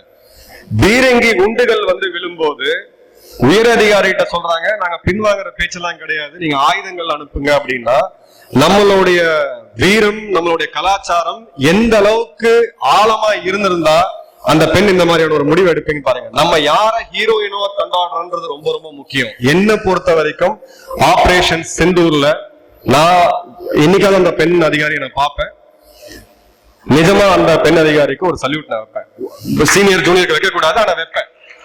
ஏன்னா அவங்க தான் எனக்கு ஹீரோயின். இப்ப ராணுவத்துக்கே சம்பந்தம் இல்லாத இன்னொரு பெண் பூனேல இருக்காங்க. அவங்க ஒரு சத்தமே இல்லாம ஒரு வேலை செஞ்சாங்க. பாகிஸ்தானுக்குள்ள நடக்கக்கூடிய தொலைபேசி தொடர்புகள், அவங்க என்கிரிப்டட் கம்யூனிகேஷன் சொல்லுவோம், ரேடியோ மூலியமா பேசுறது, மொபைல் மூலியமா பேசுறது, ஒரு ப்ரோக்ராம உருவாக்கி பாகிஸ்தானுடைய மொத்த கம்யூனிகேஷன் நெட்வொர்க்கையும் உடைச்சு அவங்க ராணுவத்துக்குள்ள என்ன பேசிருக்காங்கன்ற தகவல்ல லைவா இந்திய ராணுவத்துக்கு எடுத்து கொடுத்த ஒரு சாப்ட்வேர் வல்லுநர் பூனேல இருக்காங்க. அவங்க பேர் வேண்டாம். ஏன் இதை நான் சொல்றேன் அப்படின்னா, பெண்கள் ஆண்கள் அந்த வெஸ்டர்ன் தாட்டுக்குள்ள போவாதீங்க. இது எல்லாமே ஒண்ணுதான். பெண் அதிகாரிகளால இன்னும் காலம் கடக்க கடக்க இன்னும் பெண் அதிகாரிகள் நிறைய பேர் ஐடென்டிஃபை பண்ணி காமிப்பாங்க. ஏன்னா செக்யூரிட்டி ரீசன்ஸ்க்காக சில பேரெல்லாம் நம்ம சொல்லாம இருக்கிறோம். இந்த போருக்கு ஆண் பெண் கிடையாது. ஆண் முன்னாடி நிக்கிறான் போய் சண்டை போடுறான், அது வேற விஷயம். உடல் வாகுதான், வேற எதுவும் டிஃபரன்ஸ் கிடையாது. ஆனா இனி வரக்கூடிய காலங்கள்ல உங்களோட தேவை மிக மிக அதிகமா இருக்கு. ஏன்னா modern warfare is getting modern. தொழில்நுட்பம் இதெல்லாமே பெரிய பெரிய லெவல்ல இருக்கு. சோ தயவு செய்து உங்க காலேஜ்ல இருந்து நான் இந்த இவ்வளவு தூரம் நான் வந்து பேசினது, எனக்கு போட்ட சால்வையோ எனக்கு கிடைக்கக்கூடிய மரியாதையோ எனக்கு எந்த விதமான சந்தோஷத்தையும் கொடுக்க முடியாது. ஆனா உங்கள நாளைக்கு நான் ஆபீசர்ஸ் ட்ரைனிங் அகாடமியில 10 பெண் அதிகாரிகளை பாக்குறேன். நாளைக்கு உங்கள 100 அக்னிபத் பெண் வீராங்கனைகளை பாக்குறேன். பிஎஸ்எஃப்ல, ராணுவத்துல, விமானப்படையில, கரைப்படையில. நான் இந்த புண்ணிய பூமி, காமராஜர் பிறந்த இந்த புண்ணிய பூமிக்கு காலடி வச்சதுக்கான எனக்கு உண்டான அந்த கடவுள் அருள் கிடைச்சிருச்சுன்னு நான் சந்தோஷப்படுவேன். நீங்க என்ன வேணா வாழ்க்கையில வாங்க பாருங்க. ஐடி கம்பெனி இங்க போகணும், கவர்மெண்ட், பேங்க் எக்ஸாம், எந்த இதுல வேணா போங்க, அது வேற விஷயம். அது எல்லாமே உங்களுக்கு ஒரு சம்பளத்தை கொடுக்கும், ஒரு வசதியை கொடுக்கும், ஒரு கௌரவத்தை கொடுக்கும். ராணுவம் மட்டும்தான் உங்களுக்கு ஒரு வாழ்க்கையை கொடுக்கும். அந்த வாழ்க்கையை வாழ்ந்து பாருங்க. ஜஸ்ட் ஒரு 4 வருஷம் இருந்துட்டு வாங்க, தவறே கிடையாது. உங்களை பெற்றோர்கள் கிட்ட உடச்சு பேசுங்க. நான் இன்னைக்கு சொல்றேன், என்னோட சேனல்ல ஒரு மாசம் முன்னாடி போயிட்டு மேஜர் மதன்குமார்னு போட்டு யூடியூப்ல சர்ச் பண்ணுங்க. ஹரிணி அப்படின்ற ஒரு பேரை சர்ச் பண்ணுங்க. ஹரிணி ராகவேந்திரன் அப்படின்ற ஒரு பொண்ணு, சென்னையில +2 முடிச்ச பொண்ணு. +2 முடிச்சுட்டு அவங்க அப்பா ஐடி, அவங்க அம்மாவும் ஐடி, 2 பேரும் HCL மற்றும் விப்ரோல ஒர்க் பண்ணக்கூடிய சாப்ட்வேர் இன்ஜினியர்ஸ். அவங்களுக்கு மகளா பிறந்த ஒரு பொண்ணு. 12வது படிக்கும் போது அவன் ஒரு முடிவு எடுக்கிறா, நான் இன்ஜினியரிங் கல்லூரியில் சேர்ந்து எங்க அப்பா அம்மா மாதிரி நான் சாஃப்ட்வேர் என்னால ஆக முடியாது, என்னோட பாதை அப்படின்றது வேற. நேஷனல் டிஃபென்ஸ் அகாடமி 3 வருடம் முன்னாடி தான் இந்தியா முதல் முறையா இப்ப இருக்கக்கூடிய அரசாங்கம் அனுமதிக்கிறாங்க. அதுக்கு முன்னாடி வந்து வெறும் ஆண்கள் மட்டும்தான் அந்த கல்லூரிக்கு போக முடியும், அதிகாரிகளா ஆக முடியும். அந்த கல்லூரிக்கு என்ட்ரன்ஸ் எக்ஸாம் எழுதி 5 லட்சம் பேர் இருக்கக்கூடிய எக்ஸாம்ல அதுல என்னன்னு கூட தெரியாம தானா முன் வந்து தன்னோட அப்பாவையும் அம்மாவையும் கன்வின்ஸ் பண்ணி, ஒரே பொண்ணு அப்பாவையும் அம்மாவையும் கன்வின்ஸ் பண்ணி 1 வருஷம் பிரேக் எடுத்து கிட்டத்தட்ட 8 to 10 மணி நேரம் ஒரு நாள் படிச்சு அந்த 5 லட்சம் பேர் எழுதின போட்டித் தேர்வுல வெற்றி பெற்று 36 வேகன்சி மட்டும் இருந்து அந்த 36லயும் வெற்றி பெற்று இன்டர்வியூல போய் முதல் இதுல கிளியர் பண்ணி டாப் ஆஃப் த மெரிட் லிஸ்ட்ல வந்து இன்னைக்கு நேவல் அகாடமியில கேடட்டா செஞ்சிருக்கு அந்த பொண்ணு. எழுதி வச்சுக்கங்க, இந்த பேர் ஞாபகம் வச்சுக்கங்க, ஹரிணி. ஒரு நாள் இல்லாட்டி ஒரு நாள் கடற்படையோட தளபதியா அந்த பொண்ணு இன்னும் 25 வருஷத்துல வரலன்னா என் பேரை மாத்திக்கிறேன். பெருசா எய்ம் பண்ணுங்க. எல்லாருக்கும் இருக்கக்கூடிய பயம் என்ன? அவங்க எல்லாருக்கும் ராணுவம் அப்படின்னா இறந்துருவாங்க. திரைப்படங்கள்ல வேணா பாருங்க, சிம்பிள் மேக்ஸ் போட்டுக்குங்க. 13 லட்சம் ராணுவ வீரர்கள் இந்தியாவோட தரைப்படை மட்டும், துணை ராணுவம் எல்லாம் சேர்த்தீங்கன்னா 25 லட்சம் பேர் இன்னைக்கு இருக்கிறாங்க. அதை டினாமினேட்டர்ல போட்டுக்குங்க. நியூமரேட்ல எத்தனை பேர் ஆக்ஷன்ல ஜம்மு காஷ்மீர்ல வடகிழக்குல இறக்குறாங்க, சண்டையில இறக்குறாங்கன்னு பாருங்க. 50க்கும் கீழே. 50 டிவைடட் பை 20 லட்சம். உங்களுக்கு ஹோம்ஒர்க்கா நான் கொடுக்குறேன், இவ்வளவுதான். இதை விட அதிகமான பேர் சாலை விபத்துல இந்த ரோட்ல இருக்கிறாங்க, ஹெல்மெட் போடாம குடிச்சிட்டு வண்டி ஓட்டுறது, இந்த மாதிரியான இதுல. சோ அந்த உயிர் பயம் அதெல்லாம் யோசிச்சே பார்க்காதீங்க. நம்ம பிறக்கிறது இருக்கிறது, நான் கடவுளை நம்புறேன். பிறக்கிறது இருக்கிறது ரெண்டுமே இறைவன் தீர்மானிச்சு வச்சுட்டா. எனக்கு கிட்ட ரொம்ப பக்கத்துல துப்பாக்கி தோட்டெல்லாம் நான் பார்த்திருக்கேன். அன்னைக்கு நான் போக கூடாதுன்றது என் விதி, அதை யாரும் மாற்ற முடியாது. என்னைக்கு நான் போகணும்னு இருக்கணும் அன்னைக்கு நான் போவேன். சோ அந்த பயத்தை வச்சுக்காதீங்க. 2வது, இன்னைக்கும் நான் பார்க்கக்கூடிய ஒரு பெரிய பிரச்சனை எனக்கு ஹிந்தி தெரியாது. உங்களுடைய வீரர்கள், உங்களுக்கு கீழே இருக்கக்கூடிய வீரர்கள், சக வீரர்கள் நாட்டோடைய பல இடங்கள்ல இருந்து வராங்க. குறிப்பா வடக்கு பக்கம் மற்றும் மேற்கு பக்கம், தெற்கு பக்கத்தில் இருக்கக்கூடிய இந்தியால இருந்து அதிகமான வீரர்கள் வருவாங்க. அவங்க எல்லாரும் நமக்காக தமிழ் கத்துக்க முடியுமானா முடியாது. அவங்க எல்லாம் கிராமப்புறத்துல இருந்து வரக்கூடிய மாணவர்கள், இன்றைய மாணவர்கள், நாளைய வீரர்கள். அவங்களுக்கு பெரிய அளவுக்கு இங்கிலீஷ் தெரியாது, அவசியமும் கிடையாது. இங்கிலீஷ் ஃபாரின் போனா இங்கிலீஷ் கத்துக்கலாம். அப்ப எப்படி நம்ம கம்யூனிகேட் பண்ண முடியும்? ஒரு காமனான ஒரு மொழி ஹிந்தி, அவ்வளவுதான். நான் ராணுவ கல்லூரிக்கு என்னோட அகாடமிக்கு ஸ்டெப் பண்ணி இருக்கிற முதல் நாள் எனக்கு ஒரு வார்த்தை தெரியாது. சோ இந்த மொழி எனக்கு தெரியாது, இந்த தகுதி எனக்கு இல்ல, அதெல்லாம் நீங்க நினைக்காதீங்க. ரெண்டாவது மூணாவது மிக முக்கியமா, அது குறிப்பா பெண்கள் நினைச்சுக்கிறது என்னன்னா, எனக்கு ஹைட் இல்ல அப்படின்ட்டு. 152 சென்டிமீட்டர் ஹைட் இருந்ததுன்னா போதும். வெறும் 152 சென்டிமீட்டர். நான் கண்ணாடி போட்டிருக்கேன், கண்ணாடி போட்டிருந்தாலும் ஓகே. சில இடங்கள்ல ஃபைட்டர் பைலட்டா நீங்க போனோம்னா கண்ணாடி அலோவ் பண்ண மாட்டாங்க, ஏன்னா அதோட நீடு வேற. பொதுவா கண்ணாடி போட்டிருந்தாலும் நீங்க வரலாம். இப்போ எல்லாம் பாத்தீங்கன்னா லேசர் சர்ஜரி, லாசிக் சர்ஜரி பண்ணிட்டு கூட நீங்க ராணுவத்துக்கு வரலாம். சோ தயவு செய்து உங்களுடைய காலகட்டங்கள்ல, குறிப்பா செகண்ட் இயர் படிக்கக்கூடிய மாணவிகள், தேர்ட் இயர் படிக்கக்கூடிய மாணவிகள், combined defence services examination CDS Google பண்ணி பாருங்க. என்னோட சேனல்லயும் அதுக்கான வீடியோ எல்லாம் போட்டிருக்கோம். வருடத்துக்கு 2 முறை அந்த தேர்வு நடக்கும். அந்த தேர்வுல போங்க. NCCல C சர்டிபிகேட் வாங்கின மாணவிகள் நீங்க அந்த எக்ஸாம் கூட எழுத தேவையில்ல, டைரக்டா நீங்க இன்டர்வியூக்கு போகலாம். NCC ஸ்பெஷல் என்ட்ரி ஸ்கீம் அப்படின்னு வரும். இந்த தேர்வுகள்ல தயவு செய்து போங்க, அந்த தேர்வை எழுதுங்க. செகண்ட் இயர் படிக்கும்போது சும்மா அட்டன் பண்ணி பாருங்க. எந்த விதமான படிப்பும் நீங்க தாராளத்துக்கு பண்ண வேணாம், எதுவுமே பண்ண வேணாம். போய் எழுதிட்டு வாங்க. எந்த சப்ஜெக்ட்ல எவ்வளவு மார்க் வருதுன்னு பாருங்க, அதை மட்டும் அடுத்த கட்டத்துக்கு படிங்க, போங்க. நான் நிஜமா சொல்றேன், நீங்க வாழ்க்கையில கண்ணாடி முன்னாடி நின்று எவ்வளவு மேக்கப் போட்டாலும் கொடுக்காத அழக ராணுவ சீருடை உங்களுக்கு கொடுக்கும். இந்த கல்லூரியுடைய நிர்வாகிகள், ஃபவுண்டர்ஸ் எல்லாரும் முன்னாடியும் ஒரு அன்பான கோரி, உங்கள்கிட்ட ஒரு பிரதர்லியா ஒரு ரெக்வஸ்ட் வைக்கிறேன். தயவு செய்து வாங்க, எதை பார்த்தும் பயப்படாதீங்க. விருதுநகர்ல இருந்து நமக்கு பெண் அதிகாரிகள் தேவை. விருதுநகர்ல இருந்து தேவைன்ற போது முதல்ல இந்த கல்லூரியில தான் நான் பார்த்தாக வேண்டிய கட்டாயம் இருக்கு. உங்களுக்கு எதுவுமே நீங்க வாழ்க்கையில பார்க்க முடியாத வாழ்க்கையை உங்களுக்கு வந்து ராணுவம் கொடுக்கும். நீங்க ஸ்போர்ட்ஸ்ல இன்ட்ரெஸ்டா, நீங்க ஸ்போர்ட்ஸ் மட்டுமே விளையாடலாம். ஒலிம்பிக்ல இன்னைக்கு வாங்கின பங்கத்துல 60% பதக்கங்கள் பாத்தீங்கன்னா ராணுவ வீரர்கள், வீராங்கனைகள் தான் வாங்குறாங்க. உங்களுக்கு அட்வென்ச்சர் பிடிக்குமா, ஹாட் ஏர் பலூனிங் பிடிக்கும், நான் வந்து சப்மரைன்ல போனோம், டைவிங்ல போனோம், போங்க. அதுக்கு உண்டான எல்லாத்தையுமே ராணுவம் உங்களுக்கு கொடுக்கும். ஒரு செக்யூர்டான வாழ்க்கையை கொடுக்கும், ஒரு நல்ல சம்பளத்தை கொடுக்கும். நீங்க அக்னிபத் ஸ்கீம்ல உள்ள போயிட்டு வெளில வரீங்கன்னா 4 வருடத்துல 25 லட்சம் உங்க கையில இருக்கும். வேற எந்த ஒரு ப்ரொஃபஷனுமே தராது. ஒரு தொழில் உங்க கையில இருக்கும். உங்க ஊருக்கு நீங்க திரும்ப போகும்போது எவன் உங்களை நின்று பார்த்தாலும் மதிப்பான். நீங்க ராணுவ சீருடையில் நடந்து உள்ள போனீங்கன்னா உங்க ஏரியா இன்ஸ்பெக்டர் கூட ஏன் நின்று பார்ப்பார். ஏன்னா இந்தியாவிலே இத்தனை வருடம் சர்வே திரும்ப எடுக்கிறாங்க. த மோஸ்ட் ரெஸ்பெக்டட், எந்த துறை மேல மக்களுக்கு அதிகமான நம்பிக்கை, அது நீதித்துறையோ காவல்துறையோ எந்த ஒரு அரசாங்க துறையும் கிடையாது, அது இந்திய ராணுவம். அந்த இடத்துக்கு தயவு செய்து நீங்க முன்வாங்க. இதே கல்லூரிக்கு என்னுடைய ஒரு அஷூரன்ஸ் நான் கொடுக்கிறேன். இந்த துறைக்கு தேவையான உங்களுக்கு என்ன விதமான கோச்சிங் இருந்தாலும் எங்க இருந்தாலும் நான் அரேஞ்ச் பண்றேன். அதுக்கான வீரர்கள் இருக்காங்க, அதிகாரிகள் இருக்காங்க, உங்களை வந்து கோச் பண்ணுவாங்க. NCC டைரக்டரேட்ல சொல்லி அதுக்கு டீடைல் எப்படி சேரணும், என்ன மாதிரியான இது அப்படின்றத உங்களுக்கு நான் கொண்டு வரேன். தயவு செய்து முன்னுக்கு வாங்க. உங்களுக்கு இன்னொரு விஷயம், உலகத்திலேயே நீங்க எந்த வேலைக்கு போனாலும் காலையில டைம் எடுத்து ஜிம் மெம்பர்ஷிப் எடுத்து அதுக்கப்புறம் நீங்க வந்து உங்களுடைய உடல் ஃபிட்டா வைக்கணும்ன்றதுக்கு ஃபிட்னஸுக்கு போய் நீங்க செலவு பண்ணீங்க. ராணுவத்துல நாங்க காலையில வாழ்க்கைய ஆரம்பிக்கிறது ஃபிட்னஸ்ல தான். ஃபிட்டா இருக்கிறதுக்கு சம்பளம் கொடுக்கக்கூடிய ஒரே துறை ராணுவம் தான். முன்வாங்க.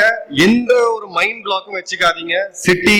சிட்டில பிறந்த பசங்க அவங்க இப்படி பண்ணிடுவாங்க, அவங்க நம்மளோட பெட்டரா இருப்பாங்கன்ட்டு அதெல்லாம் ஒண்ணுமே கிடையாது.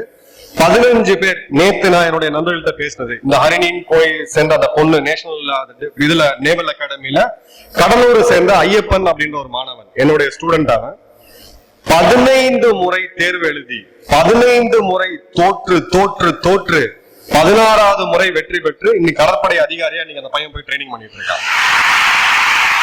எனக்கு ஒரு லெவலுக்கு மேல எனக்கே ஒரு மாதிரி ஆயிடுச்சு. இல்ல ஐயப்பா நீ விட்டுரு, நீ போய் எம்டெக் பண்ண, அவன் BA முடிச்ச பட்டதாரி, எம்டெக் பண்ண. விவசாய குடும்பத்துல இருந்து அந்த பையன், எனக்கே கஷ்டமா இருந்துச்சு.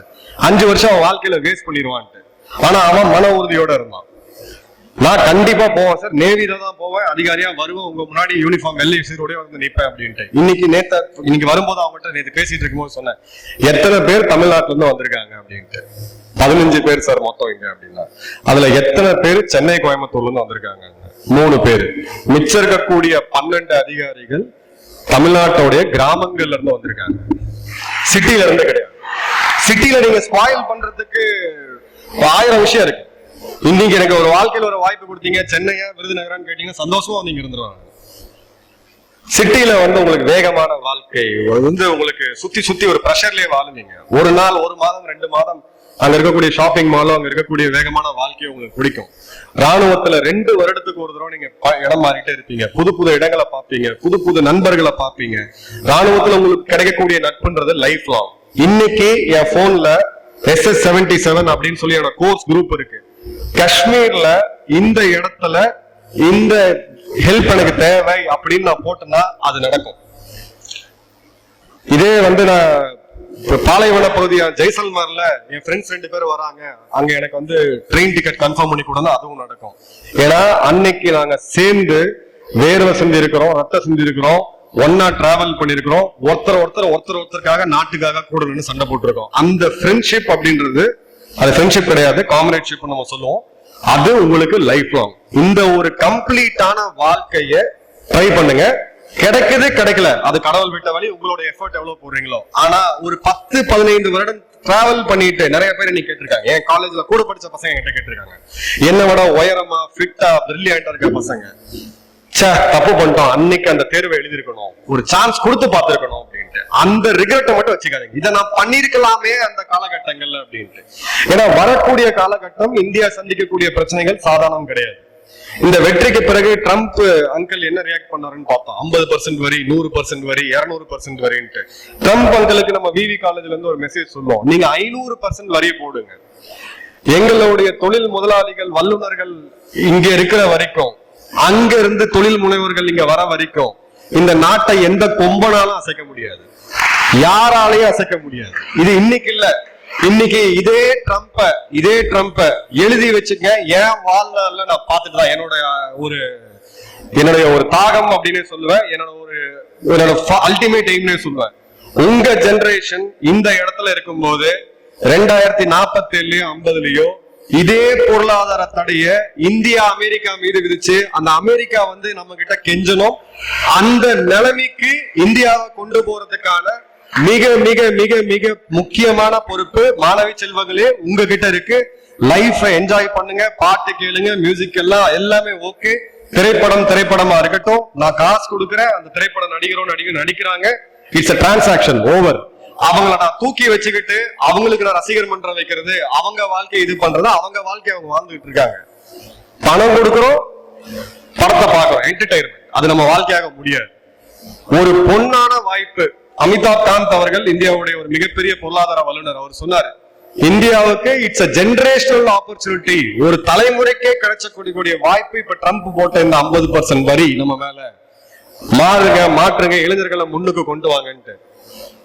ஹைதராபாத்தை சேர்ந்த பிட்ஸ் பிலானின்ற ஒரு கல்லூரி, அந்த கல்லூரியோடைய செகண்ட் இயர் மாணவர்கள், ஒரு பையன் வந்து பாத்தீங்கன்னா மெக்கானிக்கல் இன்ஜினியரிங், ஒரு பையன் எலக்ட்ரிக்கல் இன்ஜினியரிங், இந்த 2 பசங்க சேர்ந்து காலேஜ் ஹாஸ்டல்ல ஒரு பேப்பர் எடுத்து ஒரு ட்ரோனை டிசைன் பண்றாங்க. காமிகாசி ஜோன், சூசைட் ட்ரோன் அப்படின்னு சொல்லுவோம். இங்க இருந்து ஒரு குறிப்பிட்ட தூரம் போய் அது வெடிச்சு செதறும். ஒரு 5 கிலோ எடையுள்ள வெடிகுண்டு எடுத்துட்டு போகும். இனி வரக்கூடிய யுத்த காலம் ஃபுல்லா தான் இருக்க போகுது. ஒரு பேப்பர்ல ட்ரோனை டிசைன் பண்ணி அதற்கு தேவையான உதிரி பாகங்கள்லாம் ஆன்லைன்ல வாங்கி அதை அசம்பிள் பண்ணி டெஸ்ட் பண்ணி அதை வெற்றியாக்கி ஒரு பொருளா உருவாக்கி அதன் பிறகு லிங்க்ட்ன்ற ஒரு இணையதளத்துல போய் அங்க ஓய்வு பெற்ற ராணுவ அதிகாரிகள் என்ன மாதிரி நிறைய பேர் இருப்பாங்க, அவங்களுக்கு எல்லாம் போன் பண்ணி சார் நாங்க இது மாதிரி ஒண்ணு பண்ணிருக்கோம், இந்திய ராணுவத்துக்கு நாங்க போய் ஒரு டெமான்ஸ்ட்ரேஷன் கொடுக்கணும்னு சொல்லி நேரடியா அந்த டெமான்ஸ்ட்ரேஷன் கொடுத்து அது இந்திய ராணுவம் பாராட்டி, ஏன்னா 300 கிலோமீட்டர் தூரம் வேகத்துல போகக்கூடிய ஒரு ட்ரோனை இன்னைக்கு LNT போன்ற பெரிய பெரிய நிறுவனங்கள் கூட தயாரிக்க முடியல, அடானி போன்ற பெரிய நிறுவனங்கள் கூட தயாரிக்க முடியல. 2 காலேஜ் பசங்க ஹாஸ்டல்ல செஞ்சு எடுத்துட்டு வந்து 3 மாத காலத்துக்குள்ள ஒரு கம்பெனியை ஆரம்பிச்சு இன்னைக்கு இந்திய ராணுவத்துக்கு ஒரு மிகப்பெரிய சப்ளையரா மாறி இன்னைக்கு ஆபரேஷன் சிந்தூருடைய அடுத்த கட்டத்துக்கு இதே ட்ரோன்கள் பாகிஸ்தானின் சைனாவும் தாக்குறதுக்கு நம்மளுடைய லே லடாக் பார்டர்ல ஆரம்பிச்சு நம்மளுடைய மேற்குல இருக்கக்கூடிய ஜம்மு காஷ்மீர் பார்டர்ல இருந்து குஜராத் பார்டர் வரைக்கும் இந்திய ராணுவம் தயாரா வச்சிருக்கிறாங்க பாகிஸ்தான் நோக்கி. 2 மாணவர்கள், உங்க பசங்க நீங்க. இதுதான் நம்ம வந்து அரசாங்கத்துக்கிட்ட எனக்கு வாய்ப்பு கிடைக்கும் போதெல்லாம் நான் வந்து உங்களுடைய ஆட்சியாளர்கள்ட்ட நான் சொல்றது ஒண்ணுதான், இந்த காலகட்டம்லாம் முடிஞ்சு போச்சு, தயவு செய்து இன்னோவேட்டர்ஸ் ஒரு கல்லூரியில இருந்தும் இப்ப பிட்ஸ் பிலானியோடைய ஹைதராபாடோடைய ஒரு கேம்பஸ்ல இருந்து இவ்வளவு ஒரு அருமையான கண்டுபிடிப்பு, நாளைக்கு நம்ம காலேஜ்ல இருந்து ஒரு அருமையான கண்டுபிடிப்பு, இந்தியா முழுவதும் இருக்கக்கூடிய 10,000 கல்லூரிகள்ல வெறும் 10%, 1000 கண்டுபிடிப்பு, இந்தியா 5 வருஷத்துல நம்ம வல்லரசு. எழுதி வச்சுக்கங்க. சோ உங்களுடைய ஜெனரேஷனுக்கு நீங்க எல்லாமே இருக்கு. கொஞ்சம் உங்களுடைய இதை கொஞ்சம் கம்மி பண்ணிக்கங்க. இது ஒரு மிகப்பெரிய அடிக்ஷன். இது நல்லதும் இருக்கு, கெட்டதும் இருக்கு. எப்படி பயன்படுத்துறோம் அப்படின்றது நம்ம கிட்ட இருக்கு. உங்களுடைய நேரத்தை கரெக்டா பயன்படுத்துங்க. உங்களுக்கு இந்த 4 தலைமுறையினர் சேர்ந்து 4வது மிகப்பெரிய ஒரு பொருளாதாரமா, 3வது மிகப்பெரிய ஒரு ராணுவ சக்தியா, எதிரிய 3 நாள்ல வீழ்த்தக்கூடிய ஒரு சர்வ வல்லமை படைத்த ராணுவ சக்தியா கொடுத்துட்டு போறோம். இத 2047ல சர்வ வல்லமை படைத்த உலகத்துக்கே வழிகாட்டியா இருக்கக்கூடிய ஒரு மிகப்பெரிய நாட்டை உருவாக்குறதுக்கு உங்களுக்கு அந்த பொறுப்பும் கடவுள் அருள் மீனாட்சி அருளால் உங்களுக்கு அந்த வாழ்த்துக்களும் இருக்குன்னு சொல்லி விடைபெறுகிறேன். நன்றி, வணக்கம், ஜெயந்த்.